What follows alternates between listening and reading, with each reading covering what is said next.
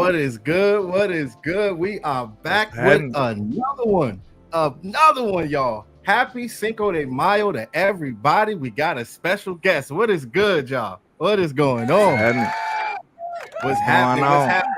Hey, my man Landlord from Alabama is in the house. You know we gotta turn up. This is what we Yes, do. sir. How you doing, brother? What is going on? Hey, Man, I'm doing great, man. I had to come, sip a little something in the lounge with JC and Miss JC, and Captain Rob in the building. What's that? yeah, y'all better pour up, shots up, Happy Bottles holidays. up. release mail. Happy Cinco de Mayo, man. Happy holidays, everybody. Let's go. Let's do this. Right. This is definitely a stop what you're doing moment and turn up. Go get a cup. This is what we do. We have a lot of fun with this, man. It is always a good vibe. Cinco de Mayo, man. What's good, Jazz? I see you over there pouring over there. I'm She pouring got up she for got the everybody. special effects and everything on there. You know what I'm saying? Just a little ASMR, a little bit, Do the I holidays know, right. right? I know, right? It's always good. It's a good Cowboy Friday where we always have good vibes over here. And we got to talk about this draft. We wanted to come in here and just chop it up. It's been a lot of stuff that's been going on. A lot of people have been liking the draft. Some people have their questions about the draft, but man, it's so much stuff to break down. And we can start off by Maisie Smith. That's just what it is. We're gonna go with it. And I feel real good about this guy. I feel real good about him. Very, very good player. You know what I'm saying? From the beginning, I already said that defensive tackle, trenches on either side of the ball, offensive side of the ball, or on the defensive side of the ball. It is very important. You got to bring in guys like this. 323 pounds, two-time Big Ten selection. The guy is legit. 4-star recruit. And the thing that's so crazy is about this guy, when he first came out, he was a team captain. And when he first came out, he had teams like Alabama, he had Notre Dame, Georgia. A lot of those guys were trying to get him, but he went to Michigan and he went out there and did his thing, y'all. Very, very good player. And we have to understand that the run game is everything. It's been a long, long time since we had a one technique, and this guy can be one of the guys that can really make a difference. What you think about that, Landlord? Man, hey, I ain't gonna lie. I was pretty much pleased with us not going tight end, first of all. But when I heard Mozie's name, I felt like it was a new day in Dallas. Like, for real. We actually being serious and dedicating some real draft capital into stopping the run. Like, we always been playing around with it. You know what I'm saying? Now it's time to actually be serious. You know what I'm saying? You got to actually dedicate some real capital. Now, I know the Tristan Hill pick a few years ago kind of scarred us. You know what I'm saying? They kind of scarred us because he was technically our first pick, even because we got rid of, we got Amari Cooper in the trade, so he was our first pick, and it didn't go well, so that kind of scarred a lot of people. But at least we actually tried to be serious about it this time, because Tristan Hill wasn't the guy in the first place. Like, we didn't like the pick to begin with, most of us. So now we actually got to run stuff for a trash can full of dirt, a 3+ guy that is an athletic freak. I think I can't think of the guy name with the freak list, but he was number 1 on the list. You know what I'm saying? Mozzie is that kind of guy. Yeah, I forgot the guy's name, but yeah, I think his name Brian Brugler or something like that. Yeah, one of those guys. But dude is absolutely a freak show. You know what I'm saying? Having brute strength. I think he repped 225 34 times, and he close grip 550 pounds. That is powerful. Ridiculous. And I'm excited because I want to see him and Zach Martin. Those guys are going to go at it, and it's going to be fireworks. Him and Tyler Smith. I want to see the young bull on young bull. That's who I want to see. Yeah. And I ain't gonna lie, I was pretty impressed with Tyler Smith's size. Like, Tyler's still bigger than all of them guys. Like, when I seen them standing next to each other, I was like, man, Tyler is a huge guy. And I didn't know he was that big. Like, yeah, look how much bigger he is than everybody. Like, Tyler is huge, man. Tyler's so a big dude. I can't wait to see that battle right there. Who's the guy on the left? That's Osa. Oh, yo, Osa looks small. He got man. Tyler making everybody look small. Right. Tyler making everybody look small, man. That's a big guy. What you think about that, brother? Me? Yo, I'm a fan of Mozzie Smith. Ever since you first showed him to me, I was like, 6'4", 325, however big he is, right? I was like, yo, this is exactly what we need. If you're a fan of the show, you know I've been preaching. We are one big body in the middle of the way from being an elite defense, right? Yeah. This is the guy, right? Yo, in my man's press conference, they asked him, so talk about your game. How did your game fit in with Dallas, blah, blah, blah, whatever. My man said, basically, when I put my hands on you, you move backwards. Yeah. Right? Oh, damn. Like, that's it? Like, you're just moving backwards. Hey, reestablishing the line of scrimmage is key, right? It's going to stop the run. It's going to blow up plays in the backfield. It's going to open up Micah Parsons, our best player, right? We should, like, our whole defense is set around Micah Parsons, right? And now this vaunted secondary, right? If we can stop the run, everything opens up for this team. Simple as that. All you had to do is just go back to how Micah Parsons reacted. That's how we all should be happy. Right. You know what I'm saying? Right. We should all be feeling the same way as Micah. For everybody who wasn't liking the Mozzie Smith pick, Micah Parsons' reaction should be your reaction. Just like Landlord just said. His reaction should be your reaction. Last year, no one liked the Tyler Smith pick. Everybody was like, oh, what are we doing? What are we doing? And look what happens. Have trust in Will McClay, right? Have trust in his organization. We're doing the right thing. We're finally moving away from that Rod Marinelli. One technique isn't valuable enough. Whatever he's thinking, whatever, right? But this is the guy. That's why I said that, like, when it comes down to like guys like Micah Parsons, that stuff is very important. Just pay attention to how he reacted to it. You know what I'm saying? Because he understands that opens up everything for everyone. Linebackers, the linemen, having that brute strong one technique. You're going to have to be forced to double team a player like him. And when you're double teaming a player like him, those offensive linemen, they're not going to be able to get their reach blocks in. They're not going to be able to get to the second level. So that allows your linebackers to roam. All those guys are going to be good having a player like him. So it's going to be special, man. I'm so excited. But my question for you, He's athletic. Like he's a freak. You haven't seen his pass moves yet. Everybody who's mad, like, oh, he can't rush the passer. We haven't seen that. He has been asked to do that, right? Not at Michigan. Yeah, not at Michigan. Hey, look, my man is stymie you at the line of scrimmage. Look at him, cuz. Right. Hey, he beat your boy Steve Avila up. He beat him up. He was one-handed, the man. Ragdoll action. Yeah. It was ragdoll action. Facts. But did y'all see Brian Baldinger's breakdown on Micah Parsons? And he was showing no penetration from the interior defensive line. And that was the big issue. He showed like maybe about 20, 30 plays, and it was hardly zero penetration from the defensive interior players, like Osa, any of them. Right. Strangely enough, one of the ones who did get some pressure was Chauncey Golston.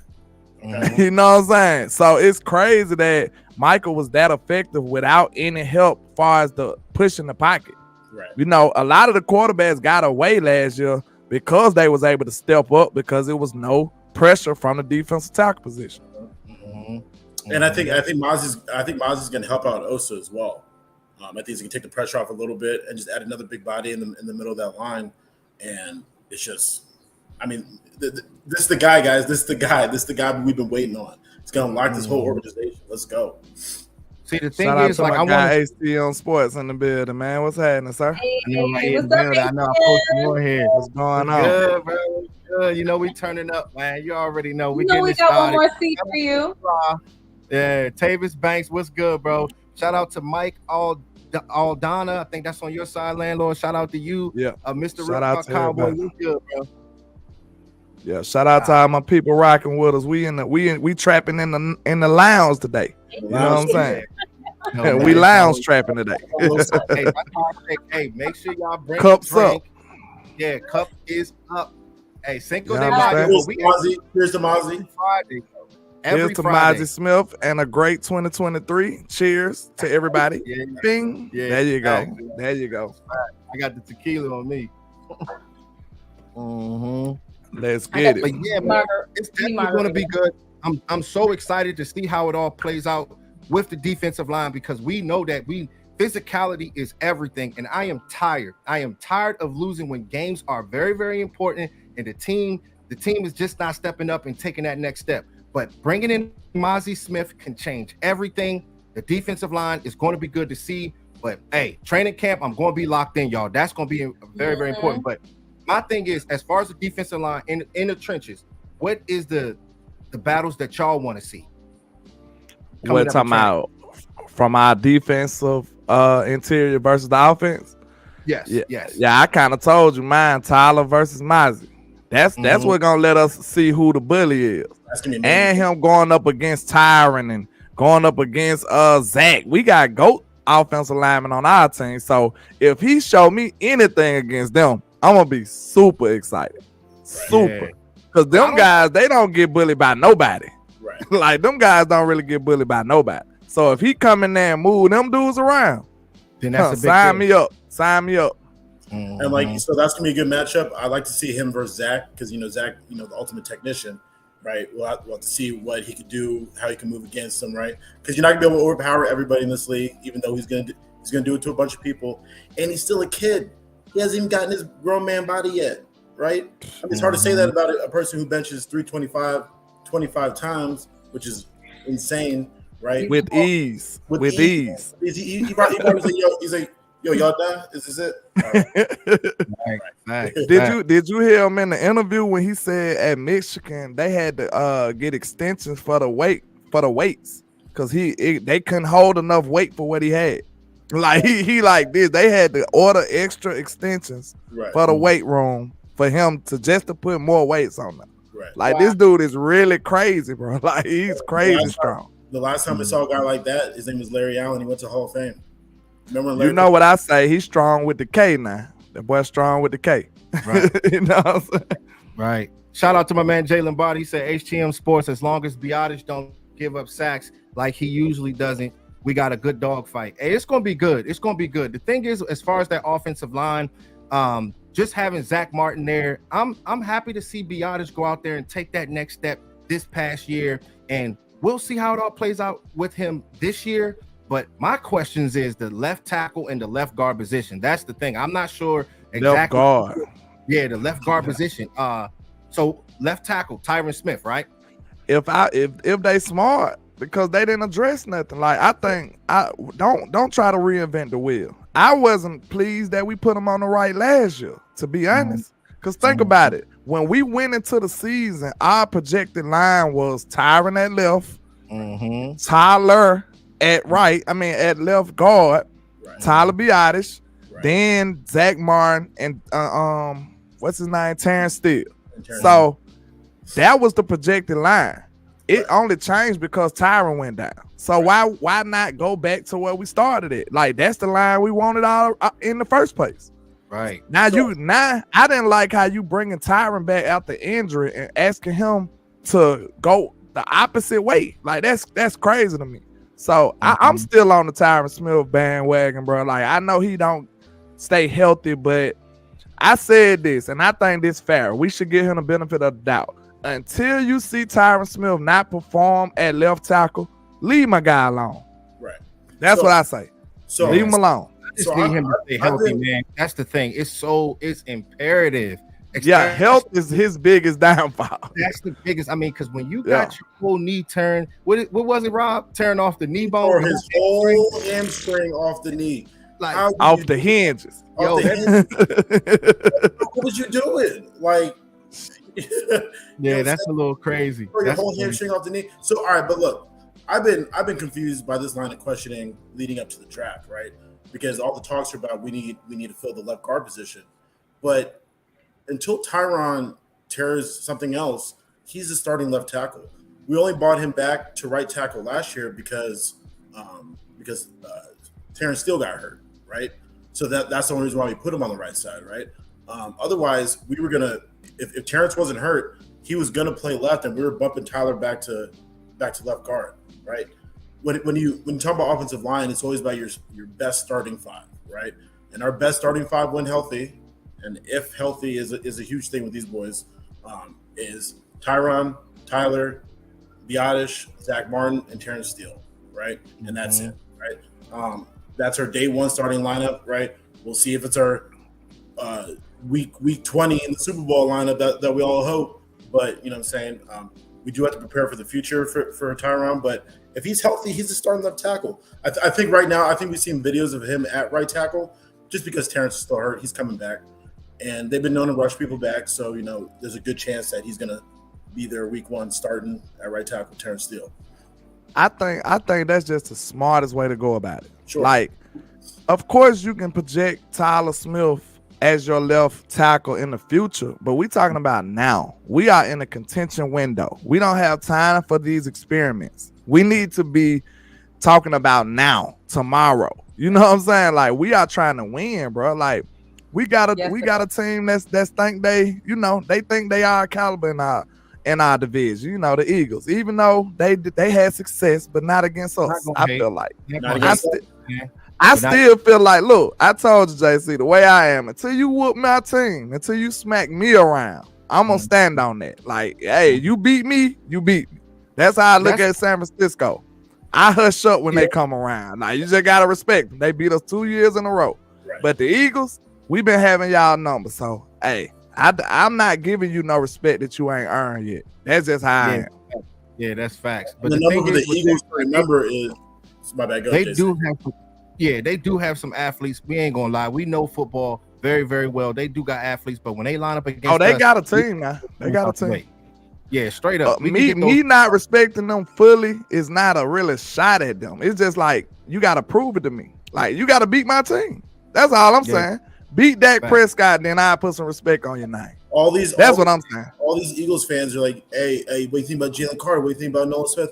I'm not worried about no rookies when Dak just put up 40 on y'all last time he saw y'all. He put a 40. They line was gangster last year. It was better. It was better last year. You lost.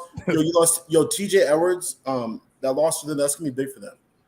TJ Edwards, the middle linebacker. That's gonna be big for them. They lost their safety. They lost Hargrave. Hargrave right now is better than Jalen Carter. Right. They lost their offensive coordinator and defensive coordinator. So it's gonna look different in Philly, and they have the whole loser of the Super Bowl. Traditionally, getting a little worse, and it's not their turn to win the East this year. It's our turn. Facts. Mm-hmm. It don't happen in back-to-back years. No one wins 2 years in a row, 20 years, right? Yeah. This ain't gonna be the year. Hey, shout out to Coach Marv. He said JC cannot wait for a training camp. The center gave up no sacks last year. Hey, that's what I'm saying. Yeah, talking about Biotis. I mean, the thing is with Biotis, I really, really like this player. And Dallas, I mean, that's why I say don't get so caught up with, okay, they didn't draft the guys that we wanted when we start breaking down the rest of these guys, but they bring in good guys. Might take a year, might take 2 years, but Biotis is that guy. You know what I'm saying? And the center is everything. He's the anchor of the offensive line. Having Zach Martin right next to you, that makes it that much more better. But I think he'll be able to improve this year coming up, man. Get better, man. So it's gonna be speaking of Tyler Biotis, though. Did you peep? That's why I like it sounded strange at first, initially, when Will McClay said we had depth. You remember in the war room, he was like, we have depth like at this position. But I kind of feel Will McClay. He said, how much capital you gonna dedicate to the offensive line? And we ain't did it on the defensive line. Will McClay was right. Like I said this to ATM, man. He did a mic drop on me. He was like, I said we got bodies. He said the Morgue got bodies too. But we do have bodies though. You know what I'm saying? We got people who need to step up. You know what I'm saying? And you can't have an all pro at every position. You just can't. Right. Exactly. You can't have an all pro at every position. You need some guys like Tyler Biotis. You know what I'm saying? Some guys Tyler was like a 4th round, I believe. When we drafted Tyler, I think he was in it escapes me right now.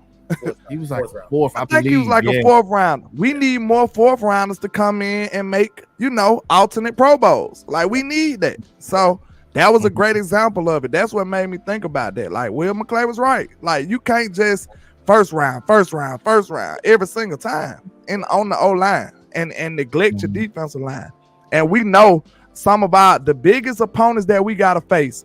The biggest Achilles heel that we done had in the past few years was gangster running teams. San Francisco, the Eagles. These are the teams who we up against. Like, what's their best attribute? Running the football. Running the ball. We gotta actually be serious about stopping these guys. Right. That's why you have to bring in guys like Maisie Smith. It's very, very important. It's literally the only way, man. Because I mean, if you're gonna bring in the best run stopper in the draft, I think he might be the most strongest player in this draft. He's a dog, and they call him the gorilla. That's all you need to know, baby. Other than Jalen Carter, he's the best defensive tackle in the draft. I think he's better than Jalen. I said it. See, but hey, I hope you're right. Here's the thing, because I hope you're right. Hey man, I was big on the defensive line from the beginning. I already had a feeling it was either going to be a Kalijah Kancey. He actually went early. Did you see my last mock? My last mock, I had Kancey on there. See, I was close. I was close. Back and forth, bro. But it's so crazy. Yeah. It's like, you know what? Hey, I'm going the defensive. You was close. You know what I'm saying? Yeah, I was close. I was close. Yeah. But what messed them up though? They supposed to win guard in the second. Once you passed on guard in the second, it was no real guards that's gonna change your life no more, in my opinion. But the thing is, like in the draft, like the tackles, man, like they were gone early. All those tackles were gone early. So, you know, with Dallas, that's why I was thinking, I'm like, man, it's either gonna end up being a defensive lineman or I mean, I was just solely focused on defensive lineman. Once they said Maisie Smith's name, I went crazy because I just know how important it is when it really matters, man. Shout out to Chicago too for picking up the best tackle in the draft. Who was that? Darnell Wright. Oh, Darnell Wright. Yeah. See, if you did enough mocks, because a lot of people don't understand what the importance of the mocks is. Of course, they fantasy and they're not gonna give you a good indication of who might be there, but you will still get an idea like what kind of players you might have. And I was able to see what the sweet spot was. The sweet spot in this draft was the top of the second. That's where all the players that you wanted it. You know what I'm saying? So I wanted the Cowboys to, if they were gonna stand pat at 26, move up in the second. That's what I wanted. I wanted them to move up in the second. That's where all the good players was. Like in great value, good players. I would have gave up Overshawn to go get me a good offensive lineman in the top of the second. Know what I'm saying? Like I would have gave up that pick. To be real, it's crazy. Hey, shout out to Chris Johnson. What's good? Shout out to Iceberg Slim. What's going on, bro? Shout out to Etta. What's going on with you? Chris Johnson. He said, didn't Jalen show up out of shape? I think he did. I think he showed up out of shape. Jalen Carter. Yeah, I heard about that. I hope so. Keep up the good work, sir. That's the mindset. Keep up the good work. So landlord. So for me, like me and JC were always trenches, right? But I was so heavy on the defensive side because I thought our offensive line was already set, and no O-lineman coming in is going to take one of those starting positions, right? Like no one's going to come in and take Tyron's position when healthy, right? Even though we know Tyron ain't playing 17 games, right? So that's what everybody else concerned with, right? So even in the second round, I wasn't high on offensive linemen either. When you had players like Drew Sanders, right? I'm all about stopping this run, right? I'm all about defense because man, we put up 40 points on whoever we want. Facts. Dak will throw 3 straight picks and be like, don't even worry about it. I'm still gonna drop 28, right? You know what I'm saying? Man, you winning 10, you winning an average of 10 games or better with Dak, bro. That's why you know what you're gonna do with Dak. Right, and that's why I wasn't stressed out on these interceptions. I was like, we're still blowing people out. Like, you know. Now, my only pushback on yours when you said Drew Sanders, I like the player, but I wanted a more traditional linebacker. I want a linebacker that can come and take over. And we still didn't get that to me. Overshawn is not finna take over and be a green dot. I want a traditional green dot linebacker. I want somebody to come in here day one and makes LVE step aside. That's what I want to see, somebody come in here gangster like this is my position now. Do you think LVE can come back and be that green dot guy, the guy that you're looking for? Off the end of last season. I think he can be that guy because you have a guy like Maisie Smith. This makes the linebackers so much more better. When you got that guy getting in behind the line of scrimmage and stymieing people, I mean, it makes everybody better. It's so important, that true 2-gap defensive tackle. Right. And we haven't had that. And LVE's been fighting for his life. You know what I'm saying? He's fighting off guards. his average tackle rate's like 7 yards downfield. You know what I'm saying? But towards the end of the See, year, why did anybody answer me? Why hasn't he been the green dot? Like, because I think Jalen was the green dot for a minute. Then who else? We tried Micah, and that didn't work out. We went to Curse. Micah would have been a hell of a middle linebacker, but he's just better at defensive end. You know what I'm saying? Shout out to Coach Ma with the $2 super. He says you got that linebacker Clark. So you think Clark gonna be the green dot now, Coach? Because I really feel like your green dot should be your middle linebacker, because like just in, what can I say, like logistics or something, I guess. Like, look at the distance between him and the defensive line and him and the safeties. Like, you in the middle of everybody, you can communicate on the fly. You can't do that from a safety position. You got to run up, and now you out of position. What if they hike the ball? You know what I'm saying? Like, your green dot need to be in the middle of the field so he can see everything, communicate with everybody flawlessly. So I want a traditional middle linebacker green dot. And if Damon Clark can become that, hey, I'm ecstatic, Coach. I hope so. Hey, I actually really like Damon Clark. You know what I'm saying? I do too. When you go through that spinal fusion surgery and you just pick up and get right into the system and actually go out there and make an impact, that's a big deal. Rocking the number 18, this dude was that guy at LSU, and I think it'll take a little bit of time, but he has the athleticism, he has the physicality. One more year, I think he'll be ready to go. You know what I'm saying? So this is a good question, real quick. Oh, go ahead. No, please go ahead. I was about to say, this is a good question right here. So, with the addition of Overshawn, is that like doom and gloom for people like Jabril Cox? Because he's supposed to be this versatile guy who can cover people and do a lot of stuff, be this Swiss Army knife. And I was high on Jabril, man. I just don't know why he can't get on the field. Like, somebody help me out. He don't even dress for games. Like, he doesn't dress for games. You know what I'm saying? Like, they really totally disregarding him. Yeah. and there's just something that we see his athleticism, but there's something in practice that we're not seeing, that the coaches are just like, we're good. We're good on this. Overshawn just finna take him over. Like, that's gonna be. I think Overshawn, that's gonna be a cut candidate. Yeah, Overshawn is more. He plays like Donovan Wilson. Like hard hitting, but he ain't playing safety. He's gonna be all over the linebacker field, right? He laying the wood on people. Yeah. He coming down. He'll up and stick you, right? And then he's gonna get stronger. He's gonna get a little bigger, right? But I really think LVE going into this year, coming off the end of last year when he did finally step up, coming back from his neck surgery, right, getting his confidence up.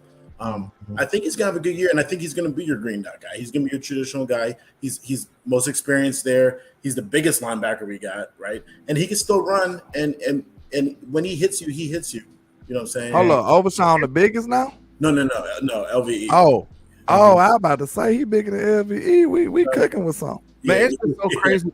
It's so crazy with Jabril Cox. I mean, because the athleticism is there. You know what I mean? He got it all. Yeah, but the thing is, bro, that's what kickstarted our channels, bro, when we made those videos, remember?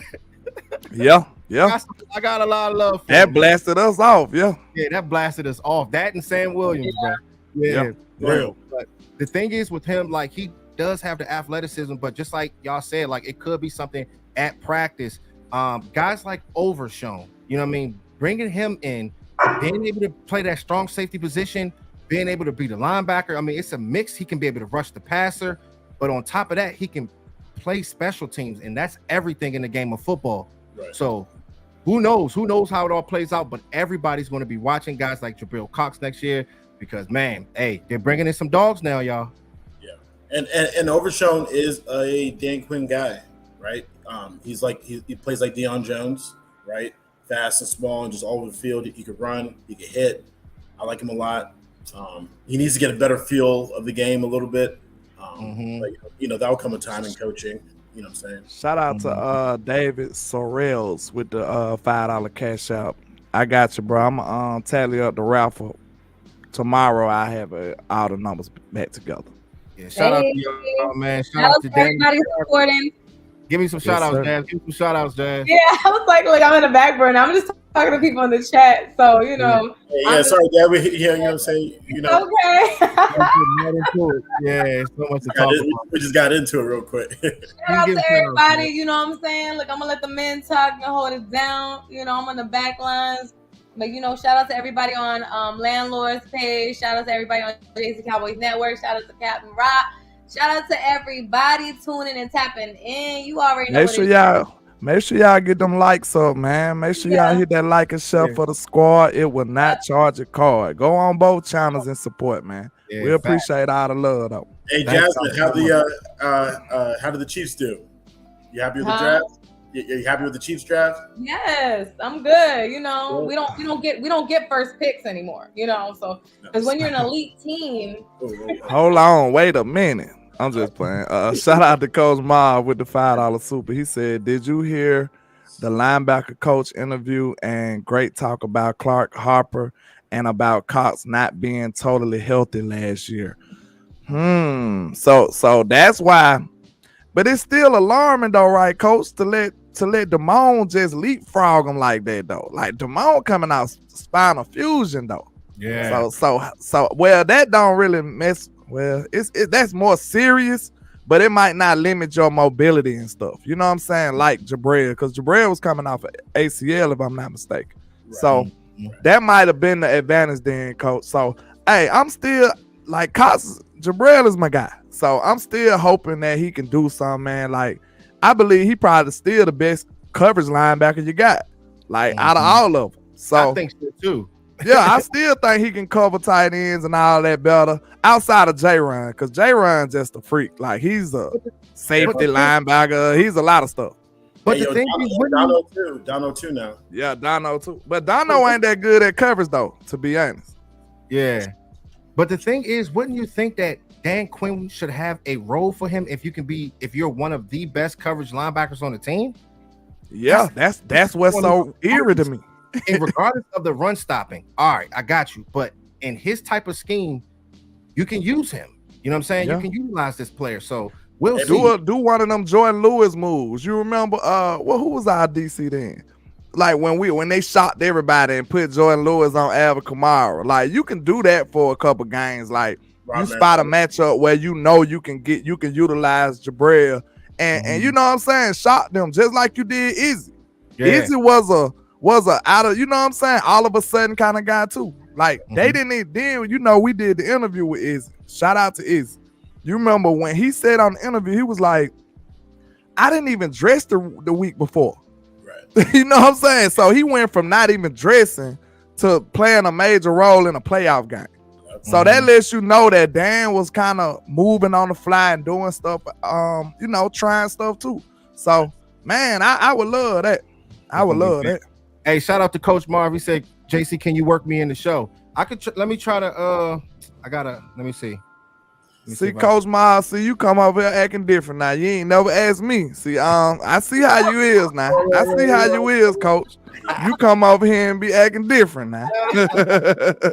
I thought you was my dog, Coach. Let me see. And also all this just pass him around.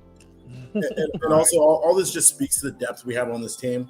We have a lot of depth now. Like, picking up Cooks and Gilly and this draft and people stepping up, coming in their second year. Clark coming back, the possibility of Cox, LVE getting stronger, Overshown, the rookies. There's a lot of depth now. Like, we got some talent. We got some talent. Let's go. I'm gonna send him. Hold it down real quick, y'all. Let me send him this joint real quick. Hey, preview for Tuesday's show. We're doing our quarterback rankings heading into 2023. Ooh. I got a lot of shit to say about that. Man, like, some of these quarterback rankings I've seen so far, I'm just like, come on, bro. Like, all right, man, I sent it to you, Coach Marv. You can go ahead and check it out, man, so you can tap in with us, bro. Go ahead, Rob. No, let's get it, Coach. Yeah, I'm just saying, like, the NFC is no longer what it hasn't been for a while, but like the AFC is the conference of quarterbacks. The NFC is the more gritty conference now, like the defensive run-oriented teams. So we have to play a little different, but we still got Dak, right? Yeah. I'm gonna rank Jalen Bud Dak just because he had the Super Bowl run, but You still got Dak. I'm not. With all due disrespect, I'm not. No, okay, please. I don't. Look, this my logic. See, look, when you a content creator now, so once you really do the in-depth detailed research, bro, we don't have to be surface level because we put in too much work. No, I said if you reverse those players, shout out to Coach Ma. Look, if you take What's going on, people? How y'all doing? All right. Look, if you I just said, tell me this, Captain Rob and Coach Ma, now that you're joining us, sir. Yeah. If you take Jalen Hurts and put him on this team we just had, what do you think we would have had this success we made? No, because I'm telling you, Dak made up a lot of stuff, bro. Like we didn't have a strong receiving core last year. We didn't. And I say if you put Dak over there, hey, he probably would have won you a Super Bowl. With that cast that he had, that's why I don't give it to Jalen Hurts. Like, of course, he had an outstanding year. They had great team success. I'm not taking that away. I don't want to be a hater. I do dislike him from my Bama days, but I'm not a hater. So I'm just saying, if you really break it down, how much better would you say he is? Look what Dak had to have. Look what Dak worked with, and look what he worked with. So Dak number 2 receiver was Noah Brown. His number 2 receiver won a Heisman Trophy.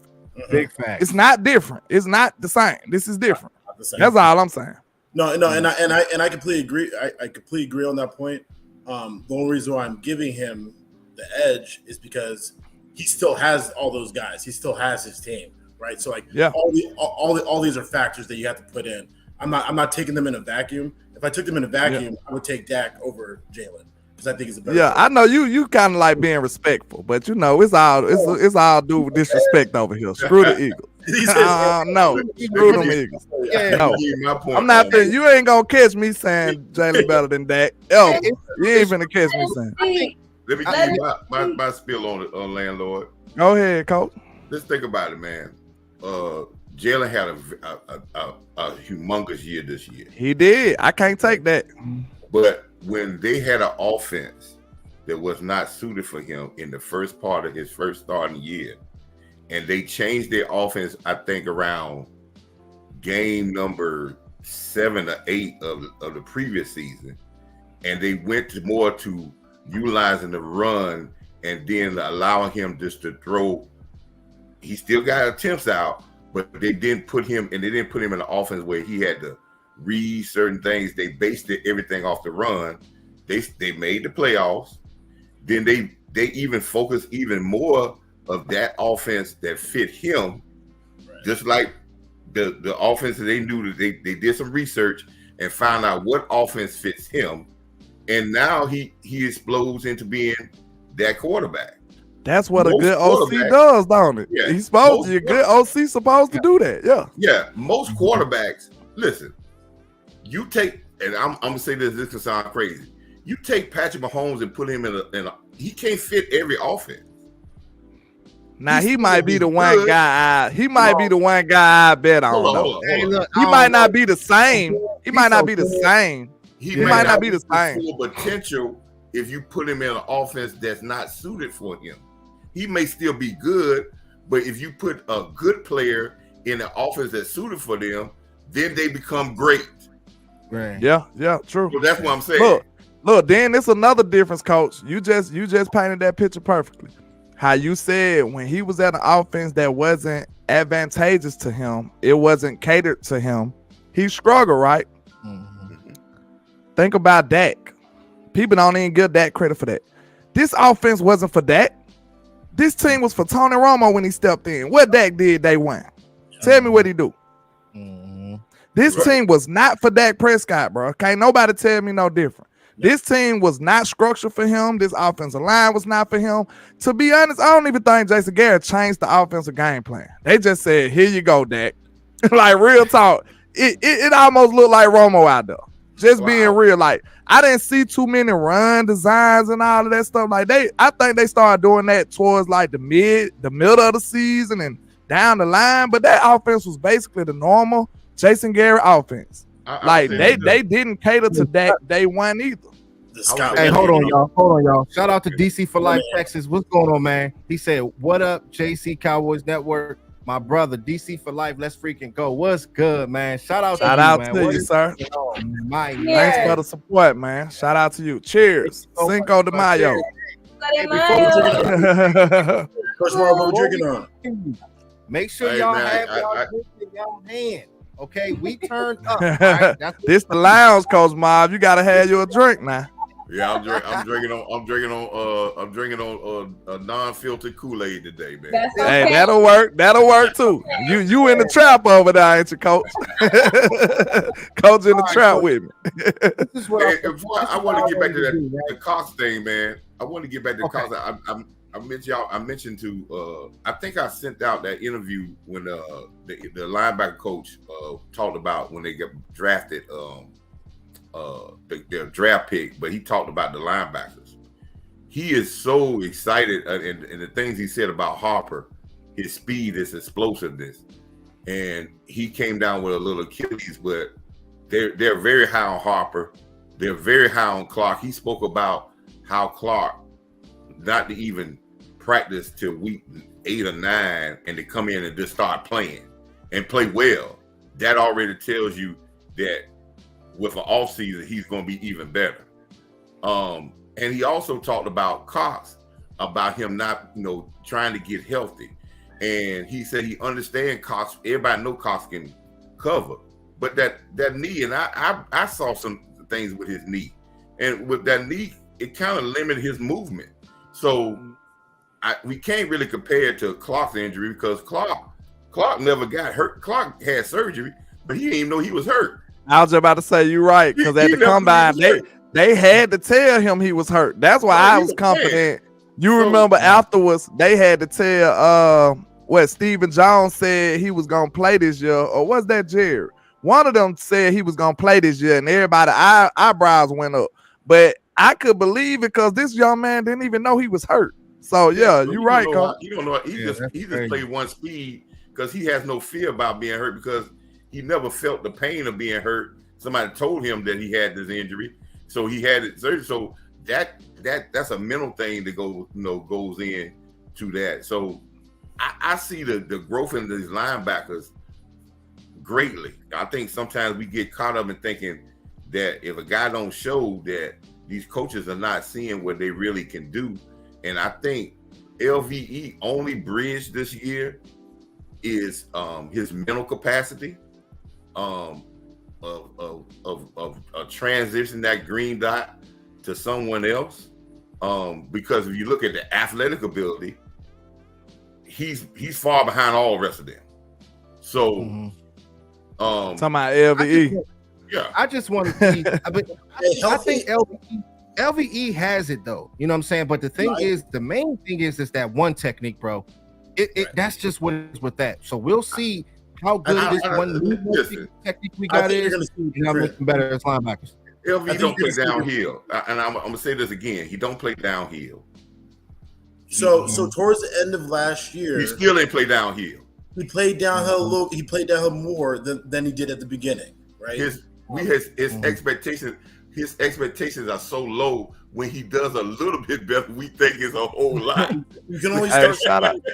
Hey, y'all, give me 1 second. Shout out to Bubba Jones with the stars on Facebook, man. He gave me 200 and 400. He says, "Landlord, you have animosity towards Jay Hurts." I really do. Like low key, I do. I could be up here acting like I didn't. You know what I'm saying? So you got to take my analysis about Mr. Jalen Hurts with a grain of salt. He almost lost me 2 championships, y'all. What do I supposed to do? I can't get that up. That's petty. That's terrible though. He almost look, Coach. He was this close to making us lose 2 championships, bro. Really? Like Deshaun Watson smacked us around one time with him because he couldn't make the throws. We lost. The second game, we were about to lose again. Nick Saban had to snatch him up out the game. So yes, I got a little animosity towards him. I do. Yeah, but he did come back in the second half of that championship game. Yeah, I do want to say this. The third year against Georgia, he came back in when Tua got hurt. He did. He got you to the champ. And you're not, and as ask Jalen Hurts to win a game when Deshaun Watson. Deshaun was cooking too. I still can't stand Deshaun. That's Deshaun was balling, man. Yeah, he was balling. But as I said again, man, any defense, and that's where we go with what y'all were talking about earlier about controlling the defensive line. Any defense is going to wear down if you get a lot of play. I don't care how good your defense. If teams run 80 or 90, 100 plays against you, all of them going to falter. That's just you keep chopping at the tree. All of them going to falter. I talk about the run game. I posted an article that a guy that he did research about the run game, and our run game wasn't as bad as people think it is. And we talking about y'all, but he mentioned the same thing I mentioned to y'all before. We had the most quarterbacks to run the most yards in scrambles in the league. We did play some scrambling quarterbacks too, though, Coach. We played Justin Fields. You know what I'm saying? In the league. We really Justin Fields might have did most of it. Like he was going crazy. Yeah, running around. Yeah, he was going crazy. So, yes, Maz is going to help the middle, but we have to really solidify our edge, and our edge is setting the edge. And I think that's why the defensive end pick was made, because that's what he does well. Because I like that guy too. We'll find out that we're going to shut the middle down. But people are going to attack our edges, and that's why I think if Michael's going to play some linebacker or a lot of defensive end, he may be trying to get, because he understands if you're going to play defensive end, it's not just by rushing the pass. If you can't lock down the end and shut the run down, you're a one-trick pony, and you could be neutralized. Right. So I just saw an article on Micah today. He was saying that. He's putting on weight, but he's not getting overweight, right? He said he's never going to play over 255. He's about 252 right now. But now that he realizes what every down defensive end is supposed to be like, now he's putting on that muscle, right? He knows he has to lock down those edges, right? Hey, bro. If he wants to be a 3-down defensive end, that's what he's going to have to do, for sure. Hey, Coach don't like that. Coach don't like that. Like I said, if we talk about he being a lockdown defensive end, I keep going back to this, man. I don't see if him at Micah at defensive end. He's not gonna give you no better production than the two best defensive ends in football right now. Joey Bosa and Bosa. And you could get in games where you can neutralize their success and just make them neutral. But Michael Parsons is an athlete that can dominate a football game. He don't have to be stationary though, Coach. Not even on the defensive line. You can move him around the defensive line too. I know you want to move him like a chess piece. You can also use him. You can also move him around on the line too, though, right, Coach? Wait, Coach Martin, are you saying he could play? Are you saying like he should be playing linebacker and defensive line and? Coach want to move him around. Yeah, that's my thing. You still gonna get the blitz. You gonna get the blitzing out of him. Yeah. You also get him the speed on the behind the ball to be able to when you got that better defensive line, he's not gonna be like LV tackling the ball 3 yards down the line. You're talking about tackling for loss with Michael Parsons. And now you make as Zach Martin said, I keep going back to what Zach Martin said during training camp last year. He said out of his mouth, he said, listen, when they put Micah at linebacker, DN, all over, it's a problem with the offensive line because you have a problem with your matchup and your pass blocking because you don't know and you do not want to get him with a running back. That's a loss. You don't want to get him with a guard or a center in space because that's a loss. And tight end, now you don't know where you got to slide your protection. Now, when you go up to the line of scrimmage, you actually got to say, we call the play. And now we got to even make communication to say, okay, where is he lined up? That's the skill set that Michael Parsons has because he was a linebacker and he has defensive end qualities. that makes him the unicorn, which will make him a player that the NFL really has never seen before. But I gotta ask you something, Coach. I gotta ask you something, Coach. This better be quick. So you don't think Dan Quinn using him right? Because he ain't. No, the reason I say that because he hasn't been this chess piece like we thought. He's been on the defensive line. He badly be a linebacker. And he's dangerous at linebacker. Is a rotational system, right? Y'all believe that, right? Okay. He's gonna be on the sideline sometime, like he was last year. Yeah. And that's what I'm saying. With him playing D-line and linebacker, you have a better chance of him being on the field 85% of the time than 70% of the time or 65% of the time. All right, but isn't it fair to say that he was not in the proper shape to be an 85% defensive player last year? It's different playing defensive end. I think he should have been bigger, bro. I mean, you gotta. I don't think they bring all these defense. They got 4 or 5 defensive ends. Yeah, it's crazy because defensive end playing. Yeah, 5 pounds of muscle is everything. I feel as though, as far as him playing the linebacker position, I have seen him be, a wrecking ball blitzing between an A and B gap. Oh yeah, he'll get 10 sacks a year of this blitzing. Like his best game at linebacker was against Minnesota a couple years ago to me. Yeah, y'all remember that game? I think that was his rookie year. He'll get 10 to 11 sacks just blitzing from the middle. But my thing is, like, the better defensive coordinators, man, like, you have to get him involved blitzing within the A and B gaps and rushing as well. I know that he's about to get paid soon. You know what I'm saying? So I think that's pretty much why the reason behind why he's trying to convert straight to a defensive end only. But use him everywhere. Yeah, so I agree using him all along the defensive line, blitzing from the A and B gap, rushing from the edges, both sides, whatever. But what he does for his organization is cause conflict in the backfield with rushing the passer, right? If you put him at linebacker, he's no longer that guy, right? He's a guy. He's not that guy. He's not. He could if he was an every down linebacker, he'd probably be one of the best in the league. But see, me and Costa had this debate before, so I already know where he's standing. You know what I'm saying? So that's why I'm just sitting back. I already know where he's standing. He's a better defensive end than linebacker. I said the same as that thing, Captain Rob. You know what I'm saying? I'm just saying, like, I'm just looking at, like, what is he better at right now? That's all I want to know. Because, like, we don't have time to experiment, in my opinion. We in the contention window. I want to get the best. It's gonna be quick. I just want to get the best Michael Parsons I can get. That's all I want. Let me say one thing. Hold on, hey, let's slow it down a little bit. Yeah, let me say one thing. Yeah. Ever since his second game against Justin Herbert, his rookie year, when he took that game over from the pass rushing position, right?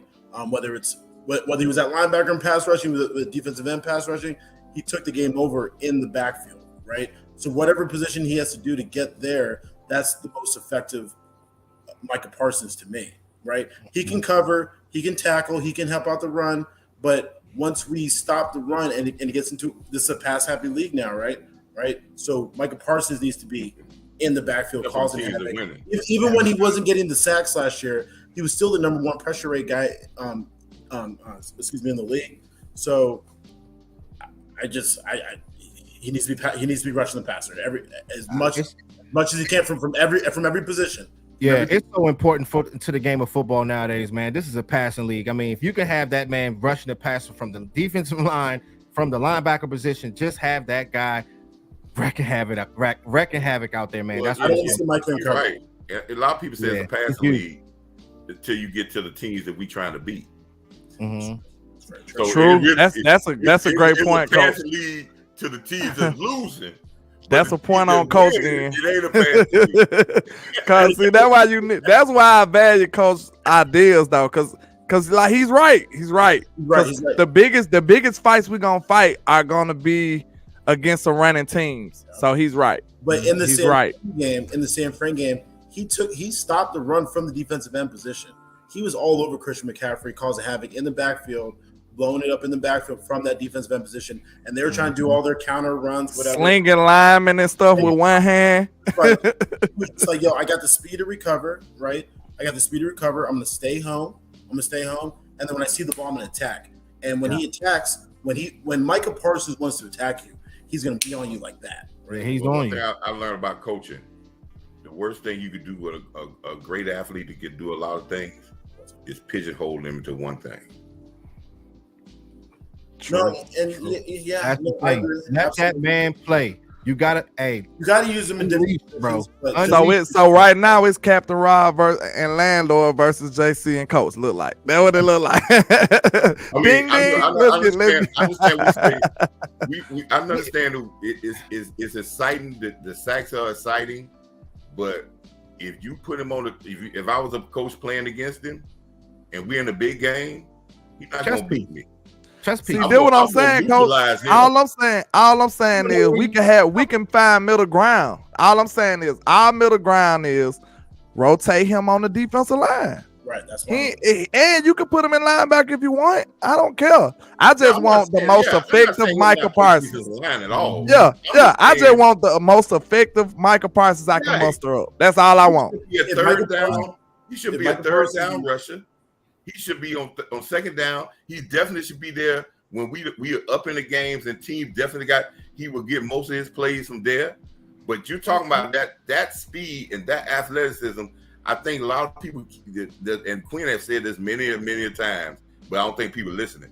Speed off the ball is very important in the NFL. Yeah. And it is very dangerous. Yeah. Mm-hmm. So that type of thing is what I'm saying. But I understand what he's saying. On first down, great player. On first down, if you're running your base defense, sure, put him at linebacker. But once we hopefully stop the run and we get in a passing situation, he needs to be coming up the field. No, that's what we're pretty much saying, bro. Use him at the linebacker position and rush. Is he in shape enough to do that? Will he be? I think he will be in shape enough to maybe do that this year, because now that he knows playing defense, because he sure lost a little gas down the stretch too. He got sick. He hurt his hand. Yeah, he lost some gas. You know what I'm saying? The defense kind of fell off too. Like they were attacking, cornerback number 2. That ball was coming out a little bit quicker, right? Yeah. So there's a lot of factors that go into this, right? But he was still the number 1 pressure player in the league. All right, look. So we gotta go to the next thing real quick, y'all, because we didn't got caught up with this. This is for the JC debate. We're debating. JC Lions, baby. Hey, cheers, everybody. Cheers to everybody tuning in and tapping in. There's a lot going on. Mine gone. I gotta get a refill. Well, let me virtually pour you a cup. I know, right? All right, y'all. Look, so we gotta get right to it, because I know we're gonna be going back and forth about this one right here. Luke Schoonmaker. All right. The thing is with this player, right? 6'5", 251 pounds. He actually played with Will Levis in high school. He's had a ton of injuries. I said that in my last live stream. He had something that was going on when he was in high school, and it went into college as well. He didn't finish his pro day. I think he either hurt his knee. I think it was his knee. He couldn't finish his pro day. But the thing is about this player, he's a 3-star recruit, a third team Big 10, and he missed games. He missed like 2 or 3 games because both of his shoulders. Smooth runner and a catcher. But the thing is with this guy, he's a very, very good blocker.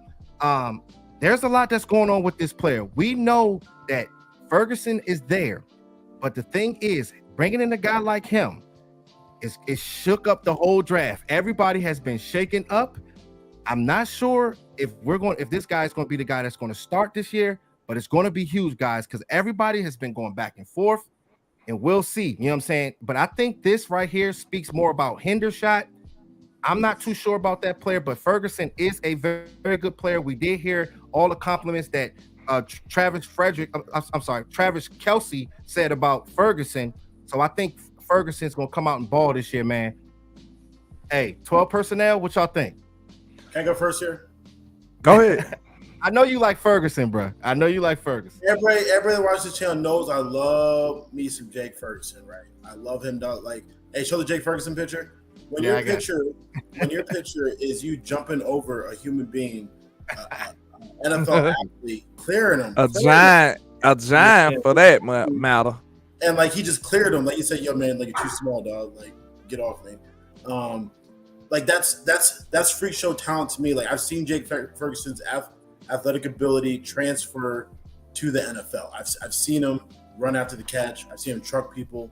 Right. He just needs to get the opportunity. Right. Now, when it comes to Schoolmaker, right, I was down on the value of tight end because of what I just said about Jake Ferguson, and especially like in round 2 when there's so many other people on the board, right? I know there was a big run on tight end. He's probably like the 7th tight end taken, something like that. Like the 7th. That's why I didn't like it. Yeah. Right. You know, that's why like, it was like, yo, just wait. Like you don't need this guy right here. Like it seemed like you just hell bent to get one, right? You just hell bent to get one. And I was like, we don't need this guy right now. But I looked at the tape. First of all, in Will McClay, I always trust, right? I looked at the tape. The boy looks athletic, right? His athletic chart is Hey, better. let's go here real quick, Rob. Hold on 1 second. Let me go here. Let me show you this. Since you said that, let me see this real quick. Hold on. So look at the stats right there compared to him and Jake Ferguson. Right. So let me break this down. His athletic chart is better than Jake Ferguson's on paper, but the game of football is not played on paper. How many times have we seen somebody be more athletic than somebody, but it doesn't transfer to the football field? Right. Yeah. I'm not saying that Schoolmaker ain't gonna do that. Now he could come out and be a beast, right? I've seen him run routes. They look pretty good. He looks pretty good out there. He looks strong, he looks big. I forgot his height and weight, but he looks like an athlete, right? Yeah, 6'5", right? Yeah, 6'5", 251.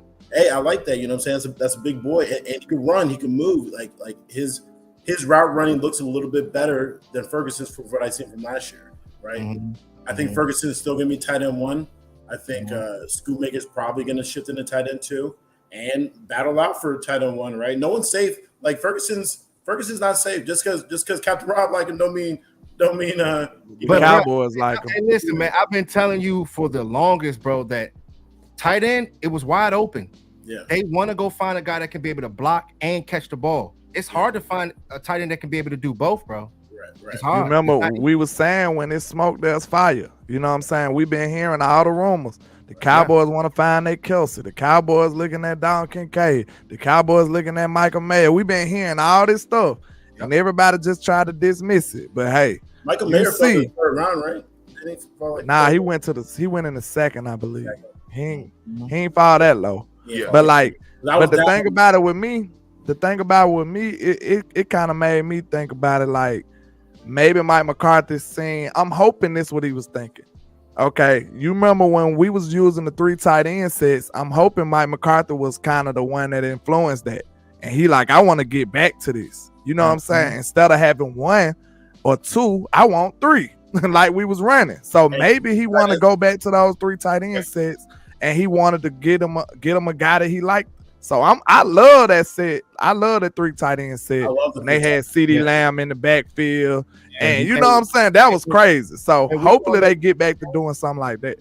JC, we all know this is a game of mismatches, bro. JC, you brought the best point. Got that refill. You brought the best. Hey, you brought the best topic because I'm finna shoot y'all something y'all don't really even think about.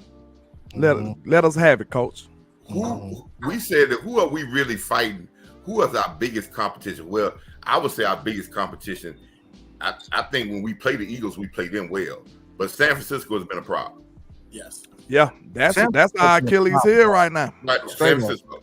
Well, you know San Francisco drafted 2 tight ends in this draft. Who they got? See, they drafted 2 tight ends. They drafted 2 tight ends and 5 defensive players in this draft. Can we name another receiver other than Deebo Samuel for the San Francisco? No. But their philosophy, and they score points in San Francisco. But did they draft tight ends to take up Kittle's passes? No. They drafted guys to fit their running game and fit their team to do what they want to do and physically punish you on the edges. Yeah. Hey, shout out to Tavis Banks. They got the Alabama tight end.